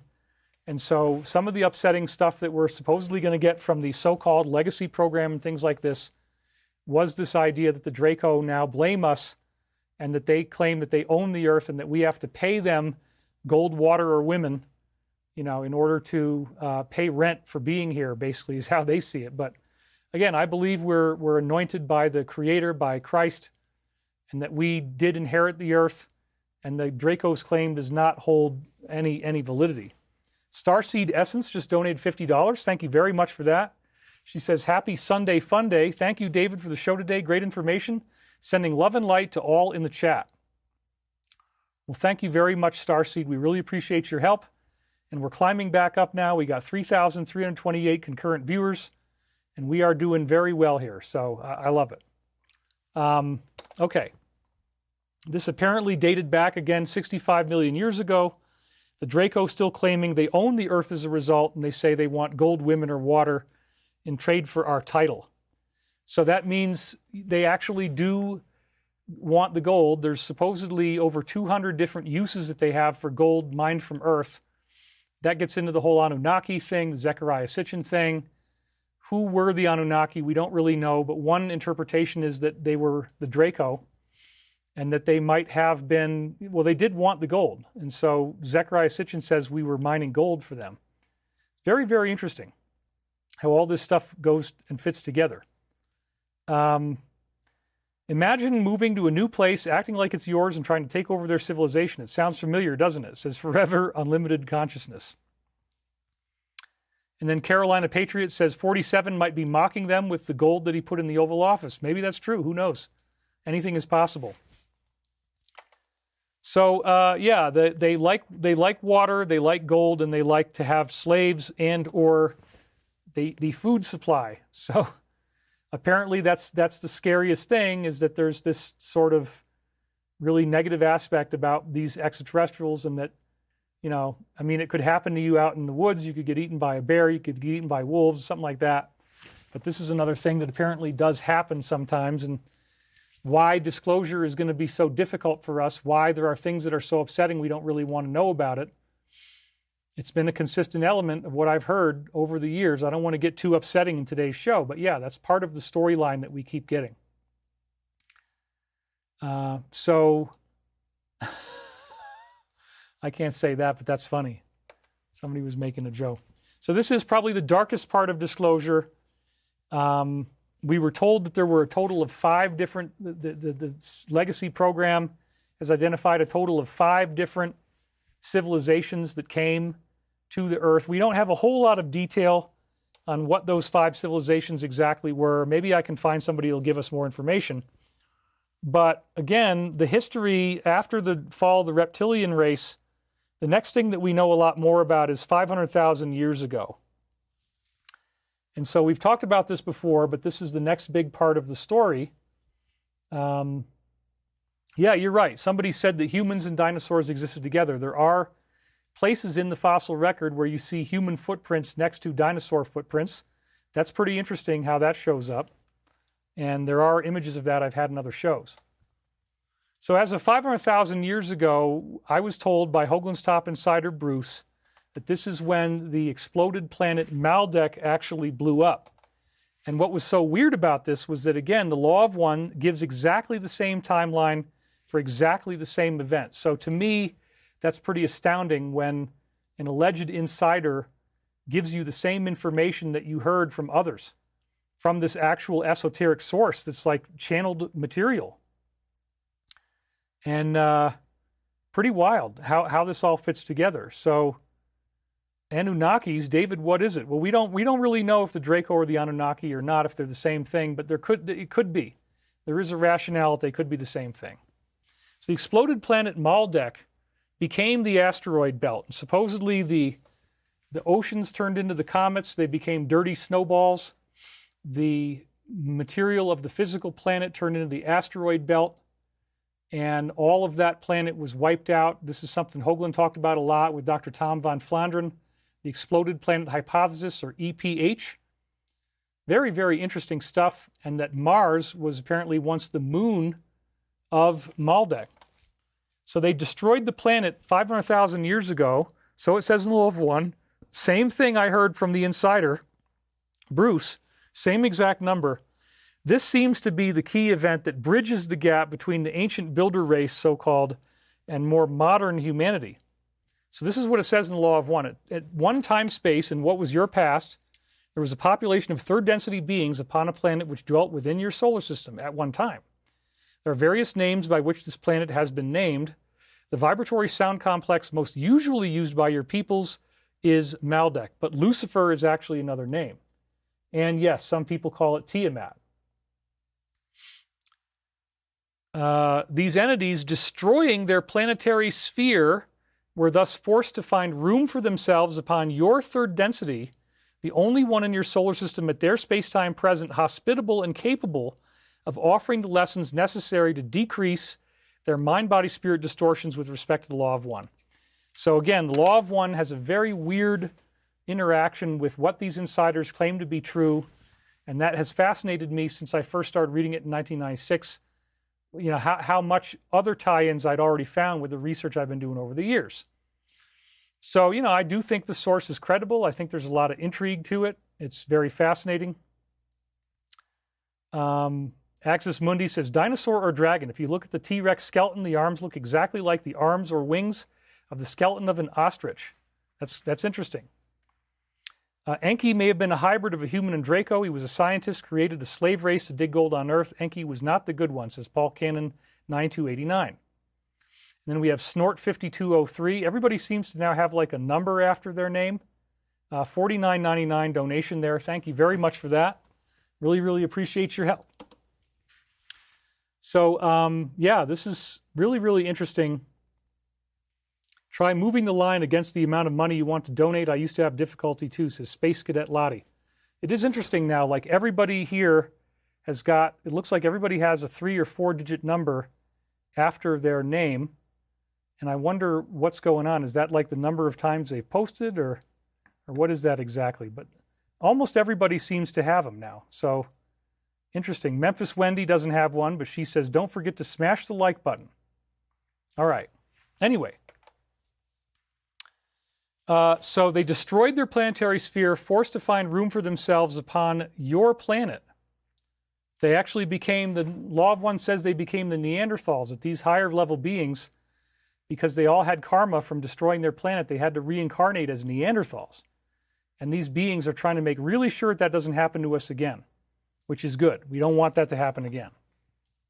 The destroyed planet became the asteroid belt. As I said, the comets are the oceans, the asteroids are the crust.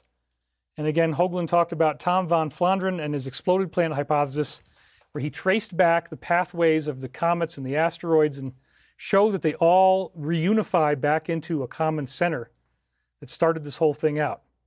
Oh, Beverly Adams says YouTube is putting numbers after the names. Interesting. We're not really sure why. She's now Beverly Adams 1300. But yeah, everybody's getting a number. The numbers come from people who have the same name, says Forever Unlimited Consciousness. But yeah, that's just part of what we're doing now. We're all getting tagged as we go along with numbers. That's just part of the game. But thank you guys for participating. Thank you for being in there. We're now back up to 3,500 viewers again, which is great. So how did they come here, he said? They came through the process of harvest and were incarnated through the processes of incarnation from your higher spheres within this density. So harvest is, again, this process of, it's not anything bad. Hoagland and I used to talk about that. You know, he said it sounds like it's some type of nasty thing, like people are being harvested like food. No, no, no. It's actually a quote from the book of Matthew, the harvesting of the weeds and the wheat. That the weeds are plucked out of the wheat but one by one, and the weeds are gathered into bundles and burned in the Father, Mother, God's barn, and then the righteous shall shine like the sun. So harvest is a very specific term in the Law of One that, again, ties in the Bible and connects to that biblical prophecy of Matthew 13, where we're going to be transformed by this angelic cosmic consciousness. And B2R Storm says, do I have a number? No, apparently you don't. If YouTube is doing it, then why doesn't everyone have numbers, says Original? Well, not everybody is getting them, but a lot of people have them. I'm checking my number 2. I hope I like mine, says Betty Jo Brayford 7419. It says if the name already exists, and then they probably suggest numbers after. It says Axis Monday 1986.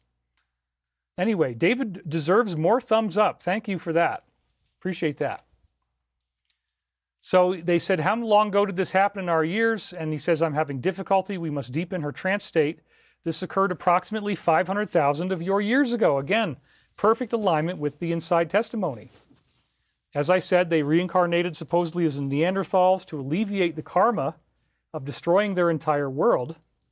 And Mars was actually a captured moon of this planet originally that was Earth-like with its own oceans, and that people were living on there. There was a civilization on Mars and a civilization on Maldek, and both civilizations were destroyed in the same cataclysm. So the people that we now have, the first people like us on Earth, where did they come from and how did they evolve? This is where this started up.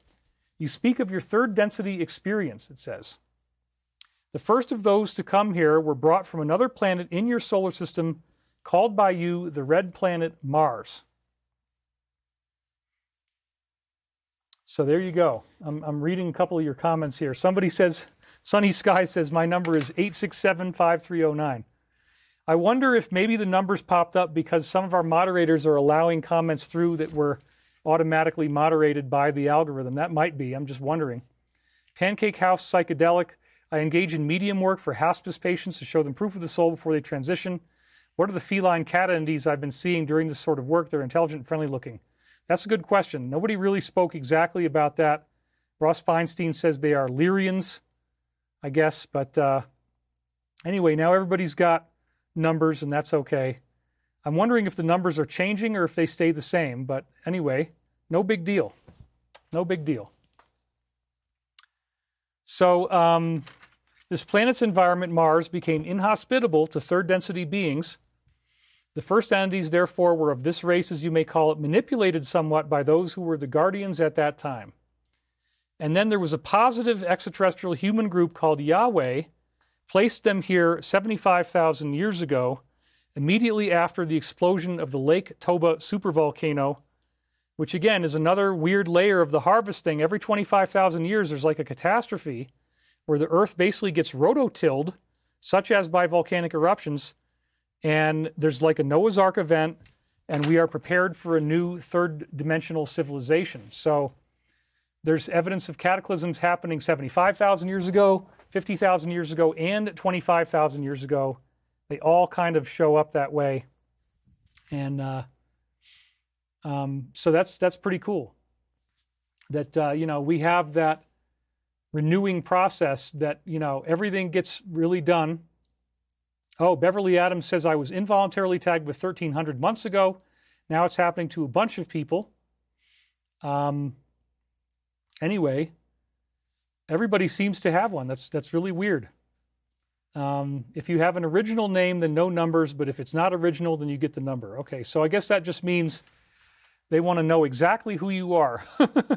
You have a specific tag. Hi, fam. Oh, it says, hi, fam. Sunny Sky says, if you don't like your number, you can try changing it here. YouTube.com/handle. Anyway, it's not a big deal.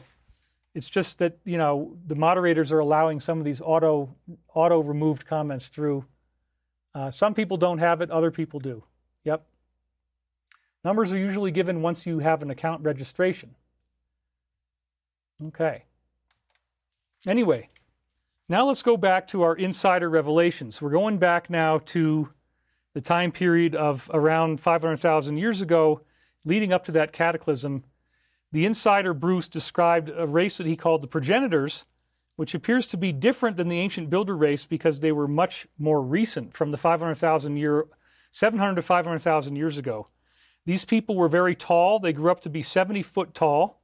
And this is another thing that I heard from multiple insiders, that once you leave your homeworld, gravity is removed from you, and as you explore the universe, you become much taller. So this was a graphic I made at the time when I first did this show, showing you the difference between a 70-foot tall human skeleton versus a regular human skeleton. So again, Uncle Jack told me about the idea of people getting really tall. Bruce told me about people getting really tall. Pete Peterson described that. This was another thing that a lot of different people showed me. And so it's pretty fascinating, actually. So yeah, it seems like most people have, they won't let you have a duplicate screen number. The number is new as of today, says Joe and Doe 2029. All right, well, it's probably just something they're doing to be able to give everybody a unique stamp. And, so just be on your P's and Q's and don't write anything that you could get in trouble for, and it should be fine. Anyway, somebody doesn't like one of the moderators. Sorry if that's what's happening. We'll try to be cool as much as we can.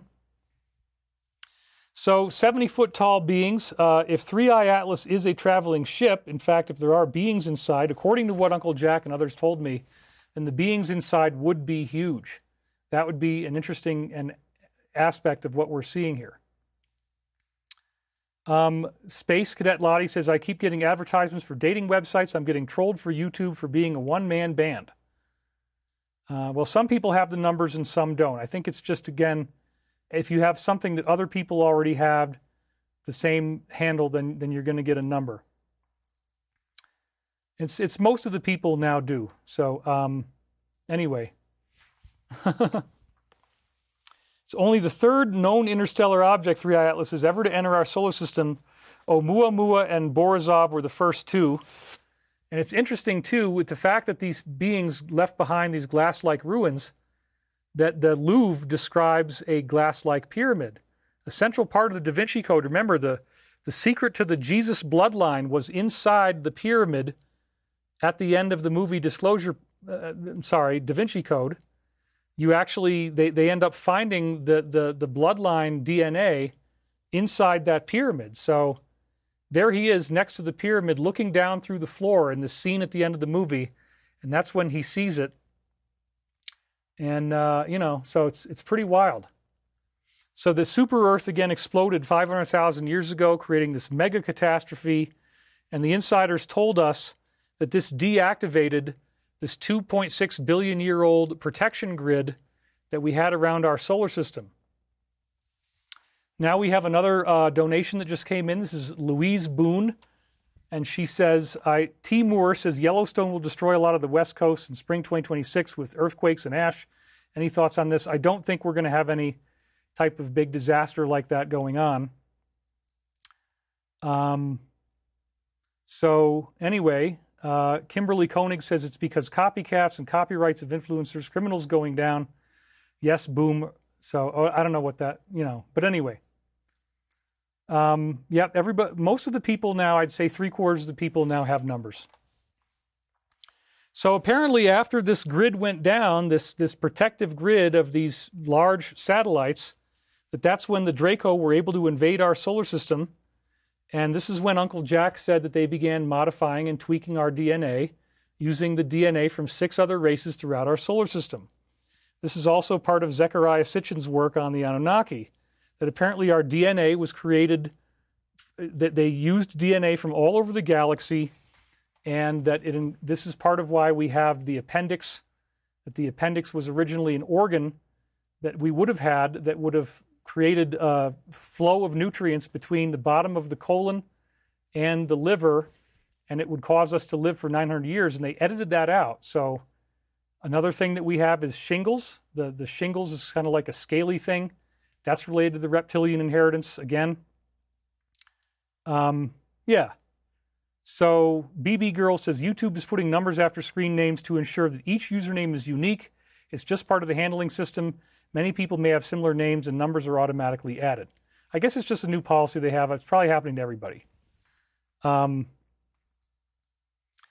JW7H4T says, what do you think about the law of one describing gravity as beingness? Is that what holds our souls to our bodies? Yes. The law of one says gravity is the desire of the universe to be drawn back together. They analogize it with love. They say basically that this is like, the loving energy at work. And so, again, very, very fascinating how those things correlate in the law of one with, real physics, that the actual process of gravity, of bodies to be drawn together, is described in the law of one as love, the universe wanting to reunify in loving consciousness.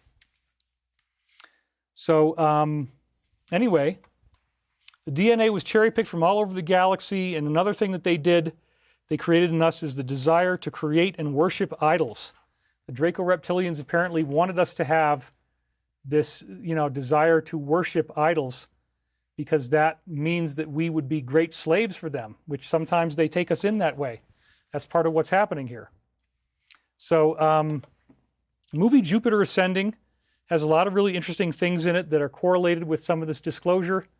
We have reptilians that show up in the movie, and we have this spacefaring race that is actually going around and mining humans. That's what it turns into. So the Jupiter Ascending, very likely, it's strange that they did this movie after The Matrix.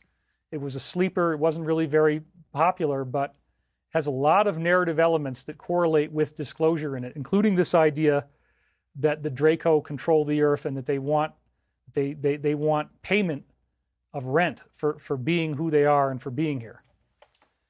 So again, our DNA was tweaked by various means, and humans arrived here on Earth 250,000 years ago. That's what they were saying. Beth Noyes says, the number thing is now everywhere. I noticed it about 2 weeks ago. Okay, good. So it's not just us.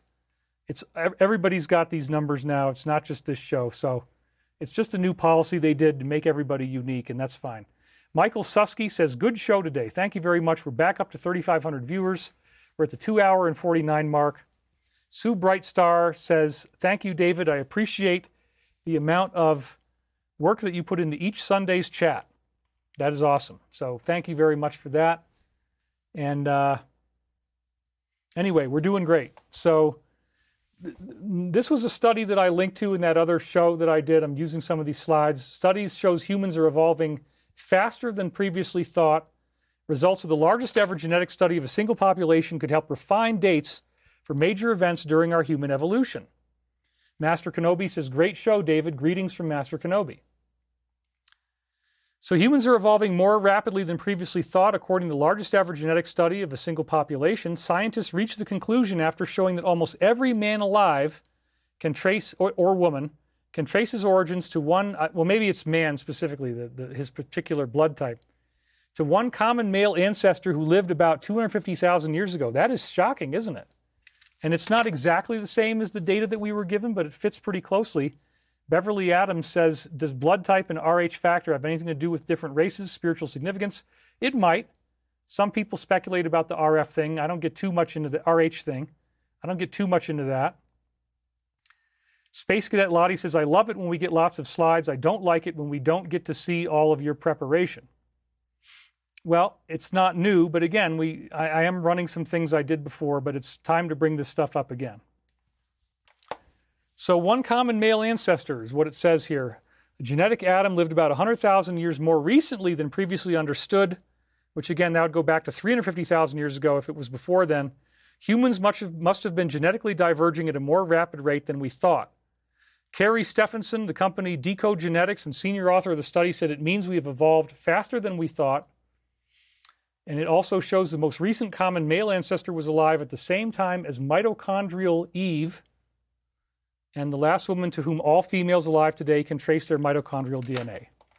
So if for some reason, as Vakapala was asking, you can go divinecosmos.com/donate, and that is a direct link.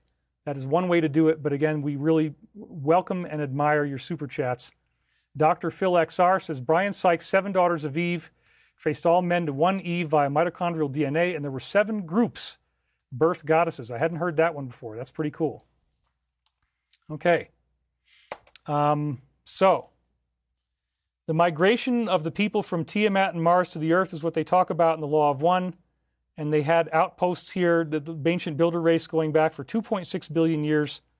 Multiple cycles of civilization occurred on the Earth, with Atlantis only being the most recent. So when we're talking about the progenitors, Earth's moon was the crown jewel of their collection. This is something, again, that we were talking about before, this very, very fascinating concept. Multiple insiders have said that the moon is a huge build-out, that it actually does function as a vehicle. This was William Tompkins mentioned this. I heard it from Uncle Jack. I heard it from Pete Peterson. I heard it from Bruce. I heard it from Henry Deacon.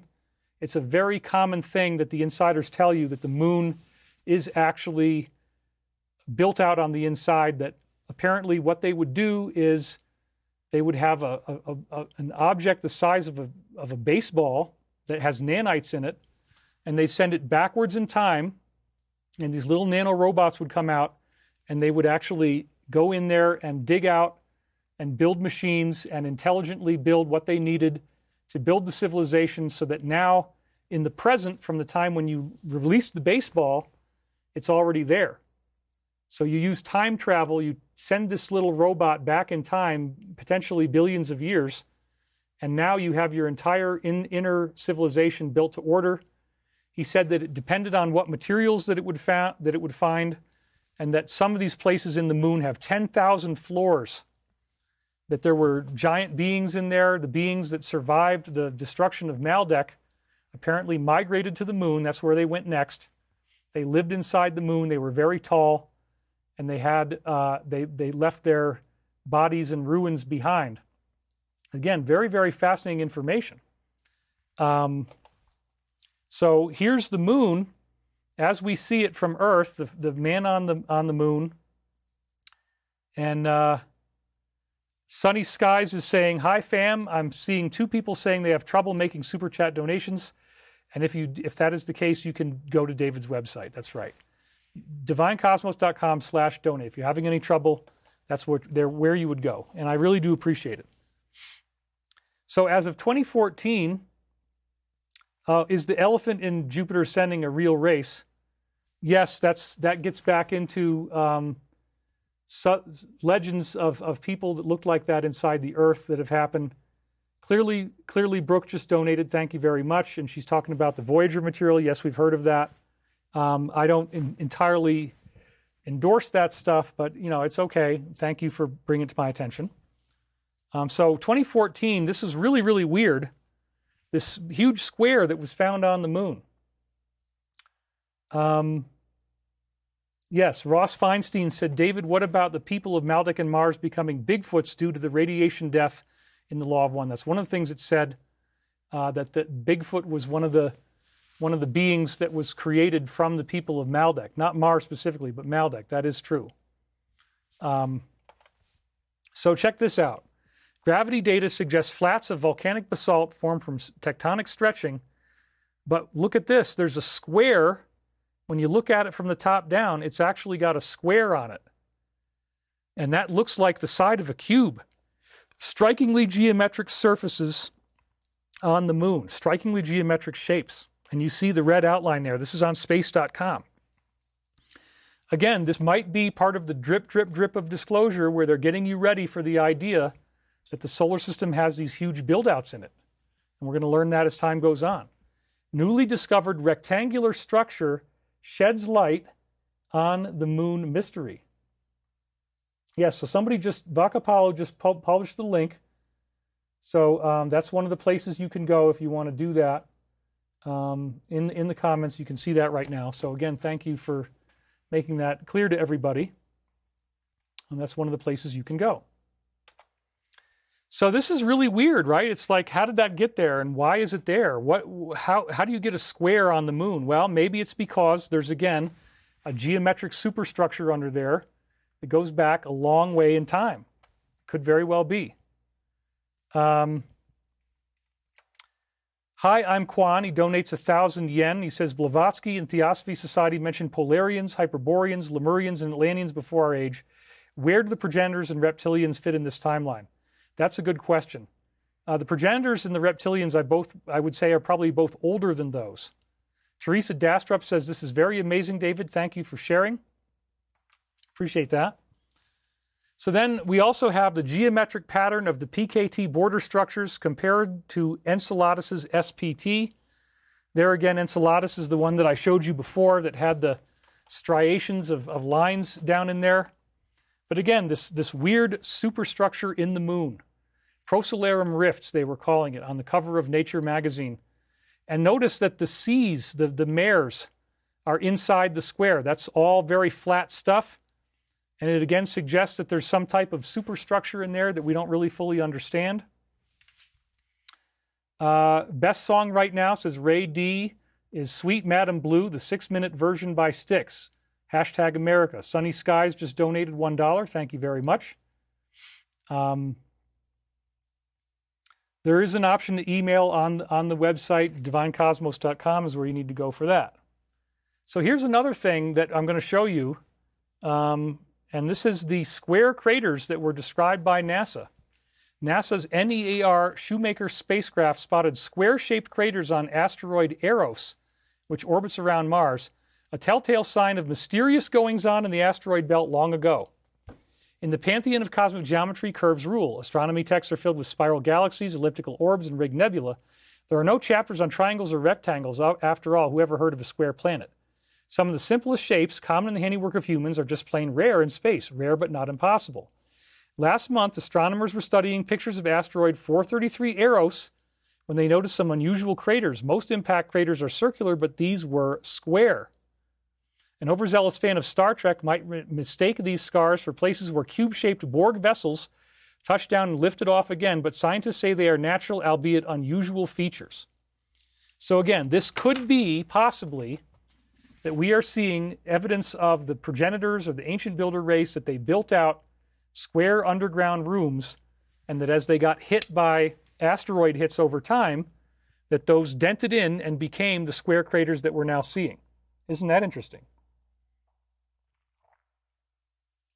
When you look at it, it's really, really quite phenomenal. And again, very, very fascinating stuff here. Same thing we see on the moon, and here it is from the side. And so, again, we were also told by the insiders that the movie Forbidden Planet was actually a disclosure about the superstructure inside the moon. And so this is the racy cover of, the original movie poster of Forbidden Planet, with kind of a Vargas type of image there with the woman in the Robbie robot's hands. But this was like the biggest movie ever made at the time. It had the biggest budget, and it was, not cheap. It was the most expensive movie ever made in terms of special effects and all this stuff. And there's this group of people who go to this planet in this flying saucer type of thing, and they come to discover that the entire planet has a massive build-out on the inside. And so this is a scene from the movie of this ancient extraterrestrial architecture. You get to see this scene where they're walking down this ramp inside the moon. It's really quite fascinating. And you see how beautiful it is. They really did a great job with this conceptual artwork. This was not built by humans. So this may be actually based on stuff that they saw inside the moon. That's what I was told by several different insiders. Ross Feinstein said, I literally just saw it as a movie for the first time. And Ross Feinstein said, the movie is so good. Yeah. What is the movie? It's again called Forbidden Planet. Lynn West says, David, I love this information. All right. Hello, Wilcoxers, says T-Webs1111. I've been lurking. This stuff is great info. That's the flying saucer from the song Voice of Q. I don't know that song, but anyway, the important message from Forbidden Planet was how the mind can create monsters from your id. You're absolutely right. We need to keep our thoughts uplifted and not be based in fear. So yes, that's part of what it is here. So this is an image from inside the moon. It's really beautiful to conceptualize this stuff. And notice also that what do we see there on the right? We see some type of particle beam emitter. And then this is another image of what was apparently inside the moon, or their visualization of it, showing these shafts that connect. Again, they said 10,000 floors. So maybe there are these air shafts inside certain places. And that might be the case. So anyway, we have this, again, was the monster from the id, this monster that got captured in the energy fields from the planet. The planet designed this monster to attack people who were violating the security of the facility, and they found out that their own minds created the monster, that this ancient technology that was inside the moon exists, or the planet in this movie's case, existed as some sort of consciousness amplifier. Pretty freaking cool. 3,400 viewers watching right now, by the way. So this monster was created from all that stuff. And it's a very, very interesting movie. So, yeah, there's a lot of things to explore here. And this is a very, very fascinating subject, the idea that the moon has a build-out inside. Mars might be similar, but is stationary and unable to be repaired. There's a lot of other stuff we could talk about, but we are running out of time here pretty soon. What movie? Again, the movie is the Forbidden Planet. Kwee 2.0 says, David, I'm not excited about holidays. It's always a reminder of how alone and misfit I feel from my peers and family. I wish to be more uplifted. Thank you for this family here each Sunday. I'm glad you guys are here, and I'm glad that you can watch the show with me. Yes, Forbidden Planet is a pretty incredible movie. David, what do you think about the Vril Society? Well, it's kind of off topic, but yeah, definitely there's something to that as well.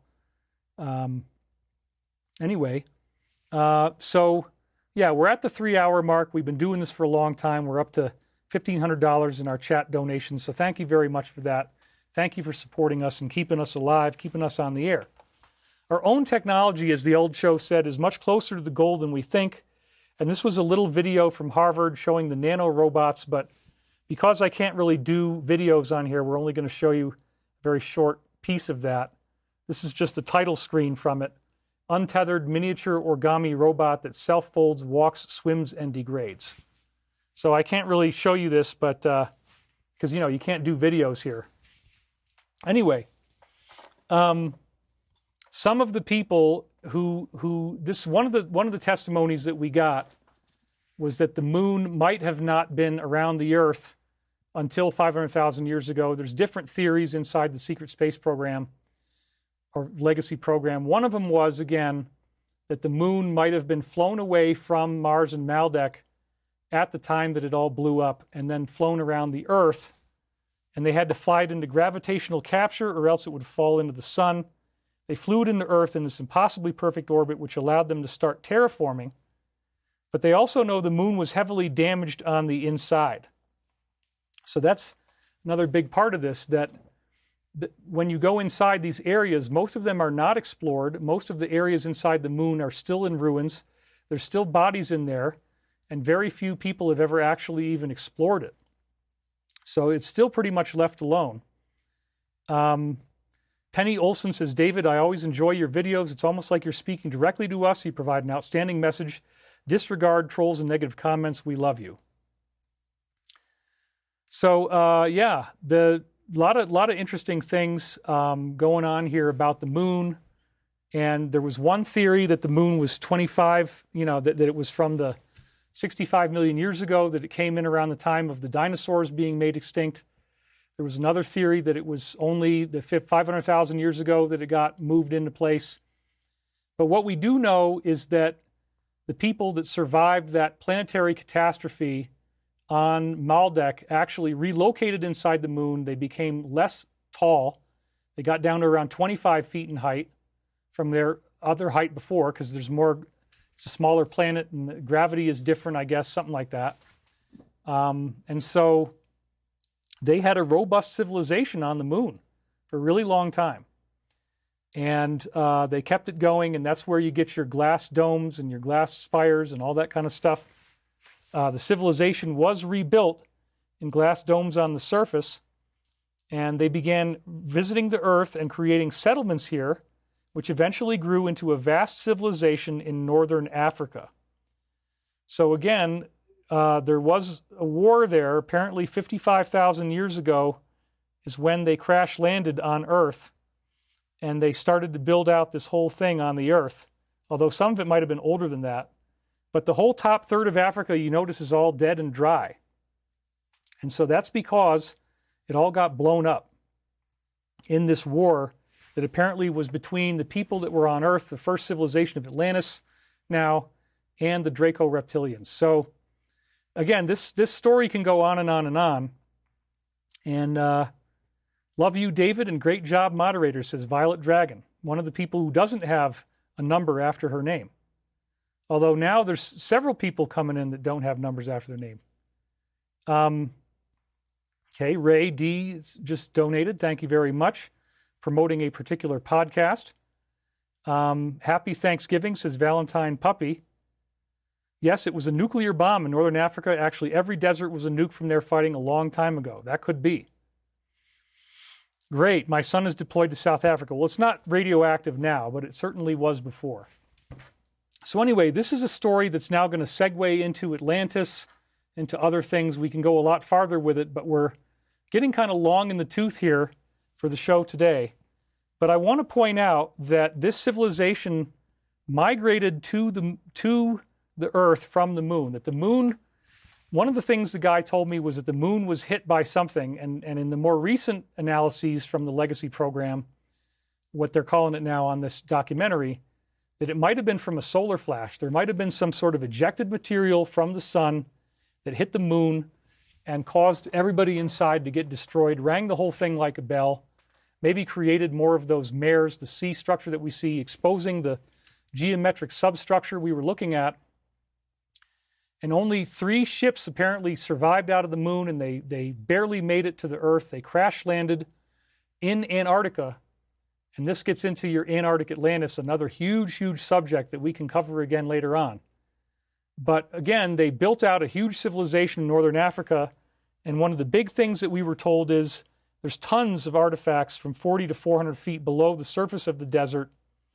and that when we went to Libya, when we went to Iraq, and we went to Afghanistan, all of these wars allowed us to seize high technology artifacts. And we have multiple insiders who talked about that, these incredible things that were found in the Iraq Museum and Afghanistan Museum and so forth. High technology objects. We don't need to go anywhere. You just stay here on Earth, and these artifacts are right here on the Earth. Sandra D. says, thanks, David. You do speak to us like a close friend. You do an awesome job. Each time you educate us with your knowledge, we love you. Linda Kiesling says, I am a reincarnated Atlantean. This is my territory.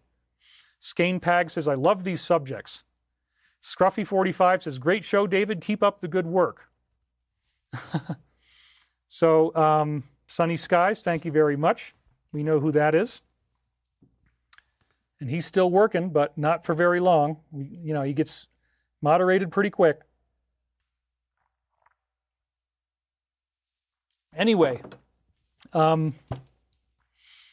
so it's been a good run here. We've had a good long time on the air, and I'm happy that we did this. I have winds coming in tonight. It's going to be very, very intense tomorrow. We're getting up to 30 to 40 mile an hour winds here, and I'm going to have to try to get some good sleep tonight and try to have a better life, because when the wind comes in, you can't really do much of anything. It's a very, very bad situation. But I'm really glad that I've been able to be with you guys here today.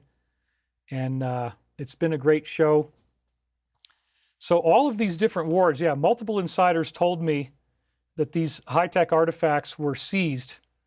And so that's a very fascinating part of our history. And so let's go ahead now and create a slide here. So we want to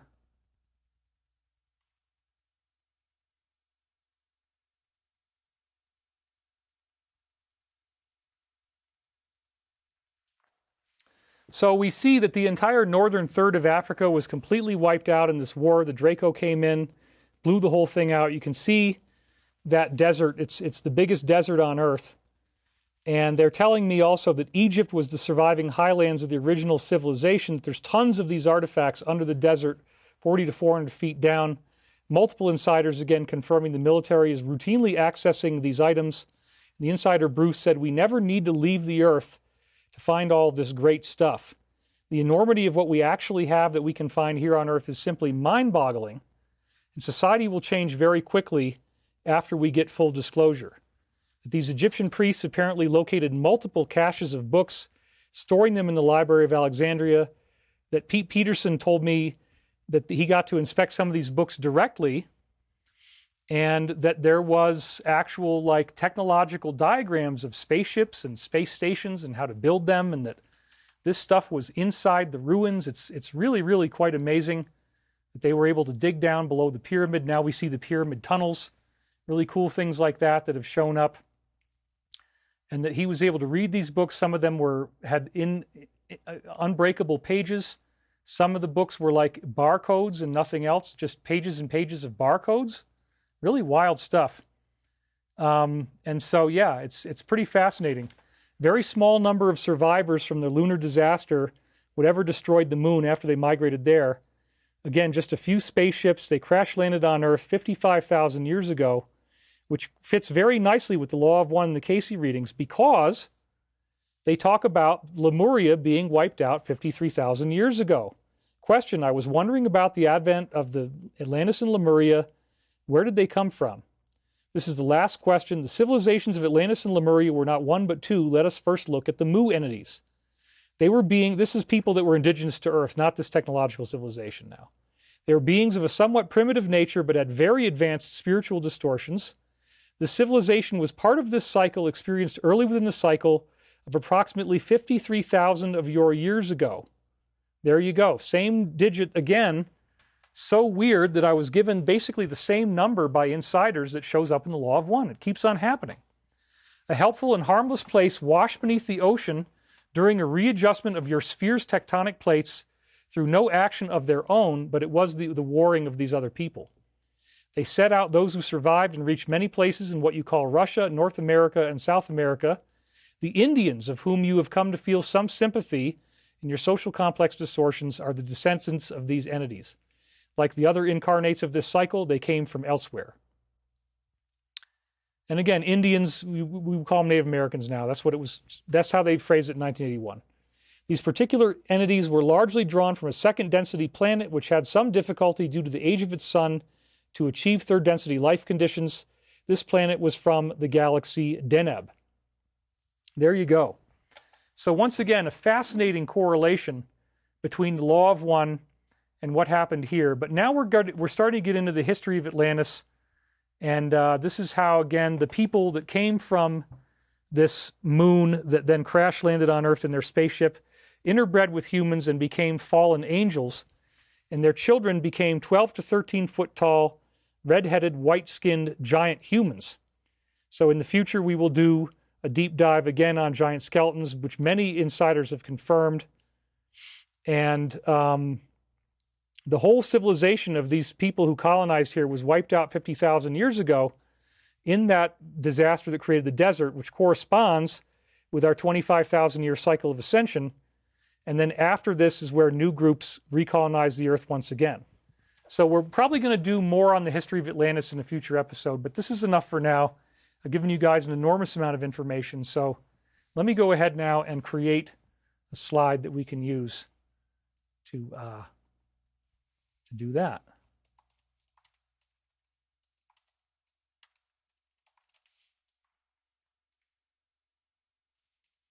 Okay, so we will bring that back up. So again, I'm really excited about what's happening in the world with disclosure right now, and I'm open to a couple more questions you guys might have. Anybody wants to ask me a question, this is a great time to do it. The same enemies folks had during the days of Atlantis are reincarnated at this time, and you can recognize their soul signatures. That is freaky, says Space Cadet Lottie. I wonder what color their skin was. I don't know what the answer is to that, Karen Burns. Is it not in Collinsville? The monument of Heinz 57 is located near the Pyramid of Cahokia, is also a hotspot for ET activity, says Vera Gardner. I don't know anything. Well, I do know about the Cahokia Pyramid, and it's pretty incredible. But you want to get, Patriot Shepherdess wants to get back to more Archangel Michael time-looped readings next week. Well, let me see if I can spend some time developing that. I've had a lot of things going on that have kept me busy, so I've had to, be very careful about how I develop the show. And anyway, we're looking at everything we got here. Let's see what happened here. Okay. Sunny Skies moderated somebody about talking about a book, but I don't know. I haven't heard of that book exactly. But anyway, what about the Black Pyramid in Alaska? Do you know much about that? Yes. The Black Pyramid in Alaska is part of the ancient builder race, and I was told by insiders that it's filled with grays. And so these ancient builder race glass-like monuments still exist all over the solar system. We'll probably talk about that some more. Yes, Oromo Art also wants to hear more Michael readings next week. Linda Corsiak says, I hope it's all smoothing out in your real life. Well, part of the problem is that I have foam mattresses on regular box springs, and so the heat is too high. And they build up heat, and that makes it difficult to sleep. So that's what I've ultimately figured out is the reason why I'm having so much insomnia is because of the heat buildup from these foam mattresses. And I haven't had the time or the ability financially to actually replace them with the right kinds of mattresses, the right kinds of, you need a slatted wood foundation underneath, actually. So that's something I still need to do. Stefka Filipov donates $100. That's really great right at the end. Thank you so much. She says, thank you, David. Valerie Ann Gritto says, I know it's been said before, but you truly are an inspiration. Keep going. You are assisting civilization in ways you can't even fathom. Thank you and yours. God bless you. Christ is King. Did you get that new car? Yes, I did. It finally happened. It took a long time to get there, but it finally happened, and I'm very great about that. Very happy that happened. Please tell us what happened to Princess Kate. Is she alive? I don't know anything about Princess Kate or that she might not be around. Jesus said, if they say I'm in the upper chambers, don't believe them. Do you think he's referring to the pyramid? I hadn't heard that one. That's interesting. I'd like to get more information on that. David, did you hike to the Sedona Stargate when you lived there? I want to, says Elizabeth. Elizabeth EB8MW. I don't know. Maybe I did. I've definitely been to various places in Sedona. What do you think of the first wave of people ascending? Andromeda Daisy asked that question. Well, it could be happening. It could be happening pretty soon. I mean, who knows? I think there's a lot of different factors involved in this, and it's pretty freaking cool that we're living through all these fulfillments of the very things that we were told to expect. Look, age of disclosure, okay, they might be steering the narrative, but even if they are, it's bringing more people into awareness of what's really going on, and I like that. Angel Metal Mantras says, thank you, donation. Thank you, David, for continually being there during this ascension process. Thank you very, very much. We have Extal Did J, any Stavati news? Well, I can't go into detail about the actual news per se because of the policy that we have, but I will just say that there are several things going on that are very exciting. Deals that I've already talked about before that are moving forward, other things that are moving forward, and it's a good time for us. So we're very happy, and that's kind of how we roll around here. So no big deal. Definitely part of the process of how we're going through all this, that it takes time to get to that level and to be able to be fully realized as a company, but we're getting there. And so Marcy Me 13 just donated. Thank you very much. And I'm happy that you guys are here with me today. It's been great. It's been really fun to do this show. Very excited for Stavati, says Linda Korsiak. Brett J says, just do you, Dave. Great show, good times, great audience. I love you guys. I mean it seriously. I really do love you. What do you think about the new fact that Atlantis isn't that old? The 9,000 years were only months. There's nothing that special about it. It says Gov Eid. I hadn't heard that one before. Anyway, all good stuff, and happy to be here. Happy that you guys are here with me. We've had a great show. 3.5 hours is about as long as they tell me I should really ever want to do one. So we're kind of coming up on that now. So let's work on our meditation. We'll do a nice meditation here, work on it together. All right, so right for now, happy to be with you, David, says Valentine Puppy, love you all. All right, here we go. I'd like you to close your eyes now, put both feet flat on the floor. Take a nice deep breath, let it go. Again, take a nice breath in. Give yourself that benefit of what can be achieved when you move into the space between words, the place of stillness that resides within you. As years, decades, centuries, and eons go by, human civilizations lie in forgotten footprints from the past. We reunify with these memories. We go deep into our own angelic history. We feel the glory of what it would mean to be able to travel through time, to view different civilizations throughout Earth's past, the history of our solar system. We are grateful for the work that we shared here today. We are grateful for learning about all these new things. We're fascinated by the connection between 3i Atlas and 31439. Rendezvous with Rama, a cylindrical ship coming into the solar system. How did this happen? We're grateful for the opportunity to have the overview perspective, to understand that there is nothing to be afraid of. The universe is fundamentally alive, intelligent, and benevolent. Going through our history, looking into the forgotten pages of the past, remembering who we were before we came here, thinking about how civilizations come and go, they rise and fall, that even 2.6 billion years ago, The source of the law of one is saying they completed their third-dimensional curriculum and that they apparently became the ancient builder race, leaving behind enigmas of glass-like pyramids and ruins, the Klerksdorp spheres in South Africa. So many amazing things that we're finding out. Looking through the pages of our own history, the forgotten pages of the past, finding new things to explore, new information.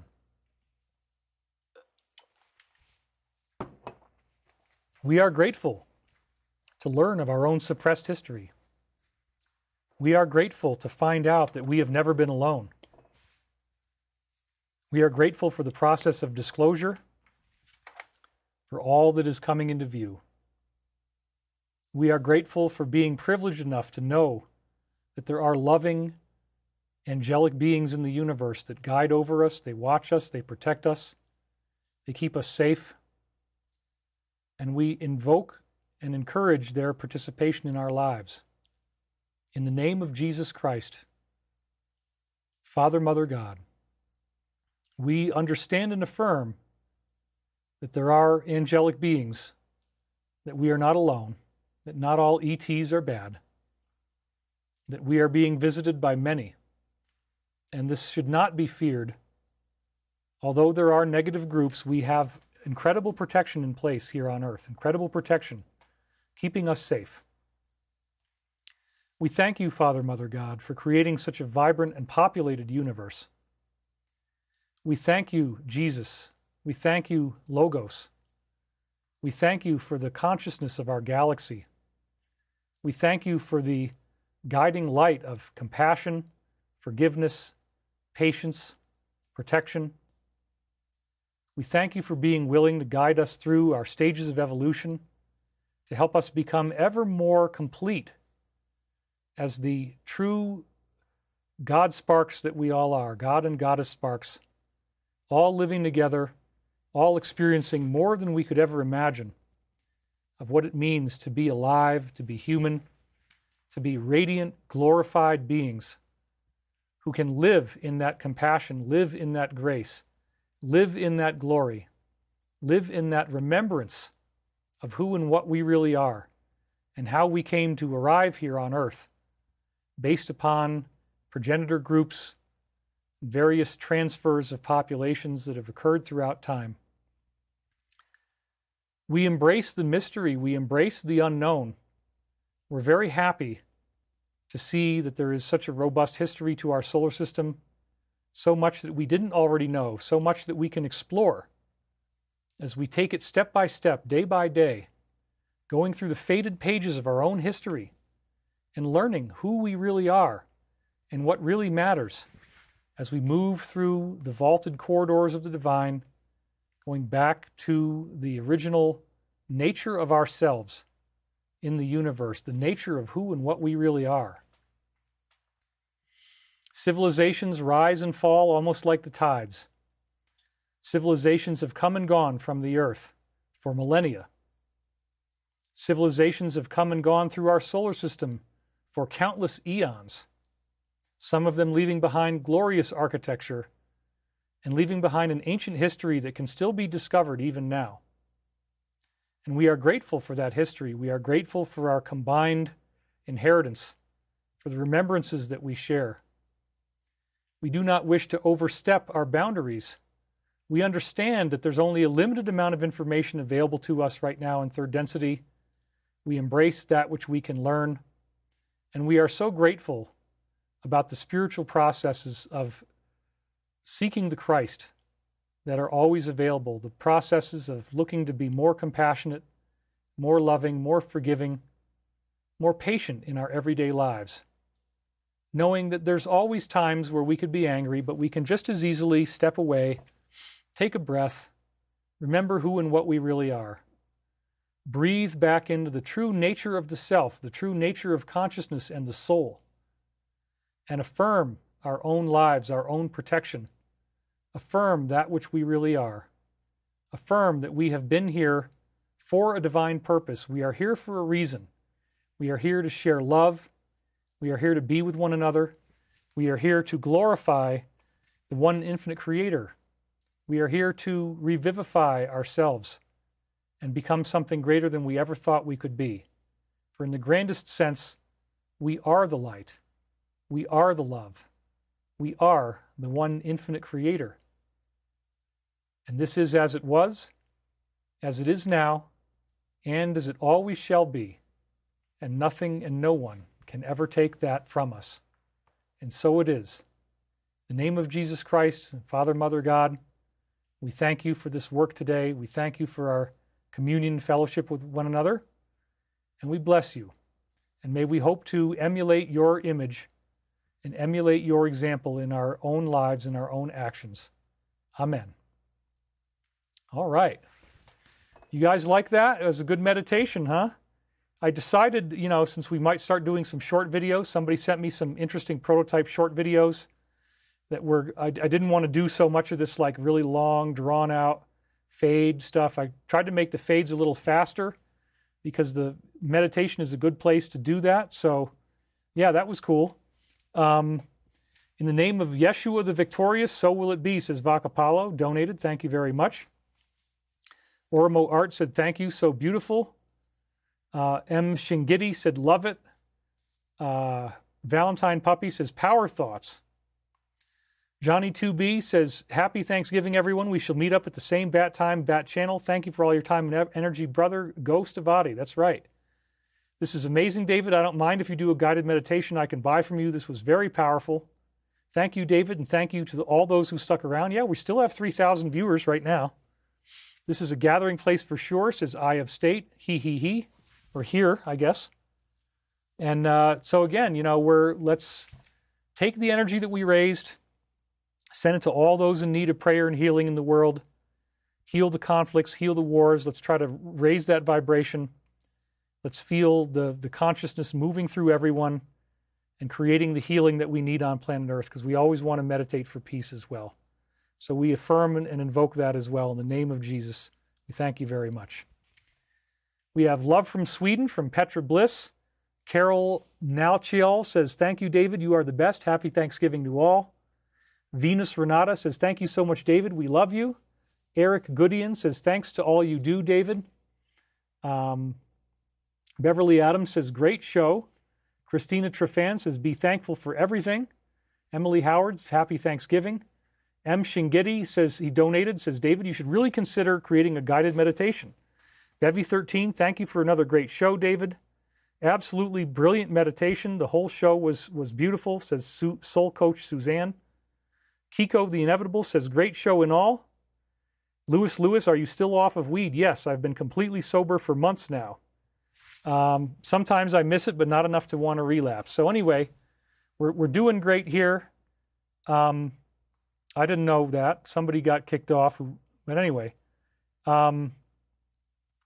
Anyway, beautiful, peaceful meditation creates a true unified Christ community. Much love and deep appreciation for you always. Kwee says, thank you to all the mods. We love you all. Have a great week. That's right. I want to thank you guys for being here today. Thank you for the presence that you've shown. Triada just donated. Thank you for the stream, David. Please review messages deleted and timeouts by moderators. There might be some misuse going on. We'll advise them about that. We're doing the best we can. Eat mushrooms, they are good for you, says Elite Toy Motors. Great things are ahead. So much food for thought. Thank you, David. Have a great week, everyone. All right. We're at the end of the stream here. Thank you, guys. Barring any crazy stuff happening, I will be back with you next week. Thanks for watching. Bye for now. Oops. Here we go.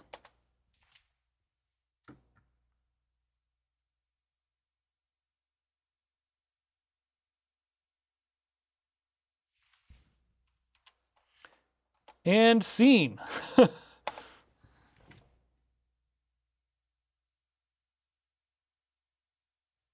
That's just what you say when you want to end a show as a director.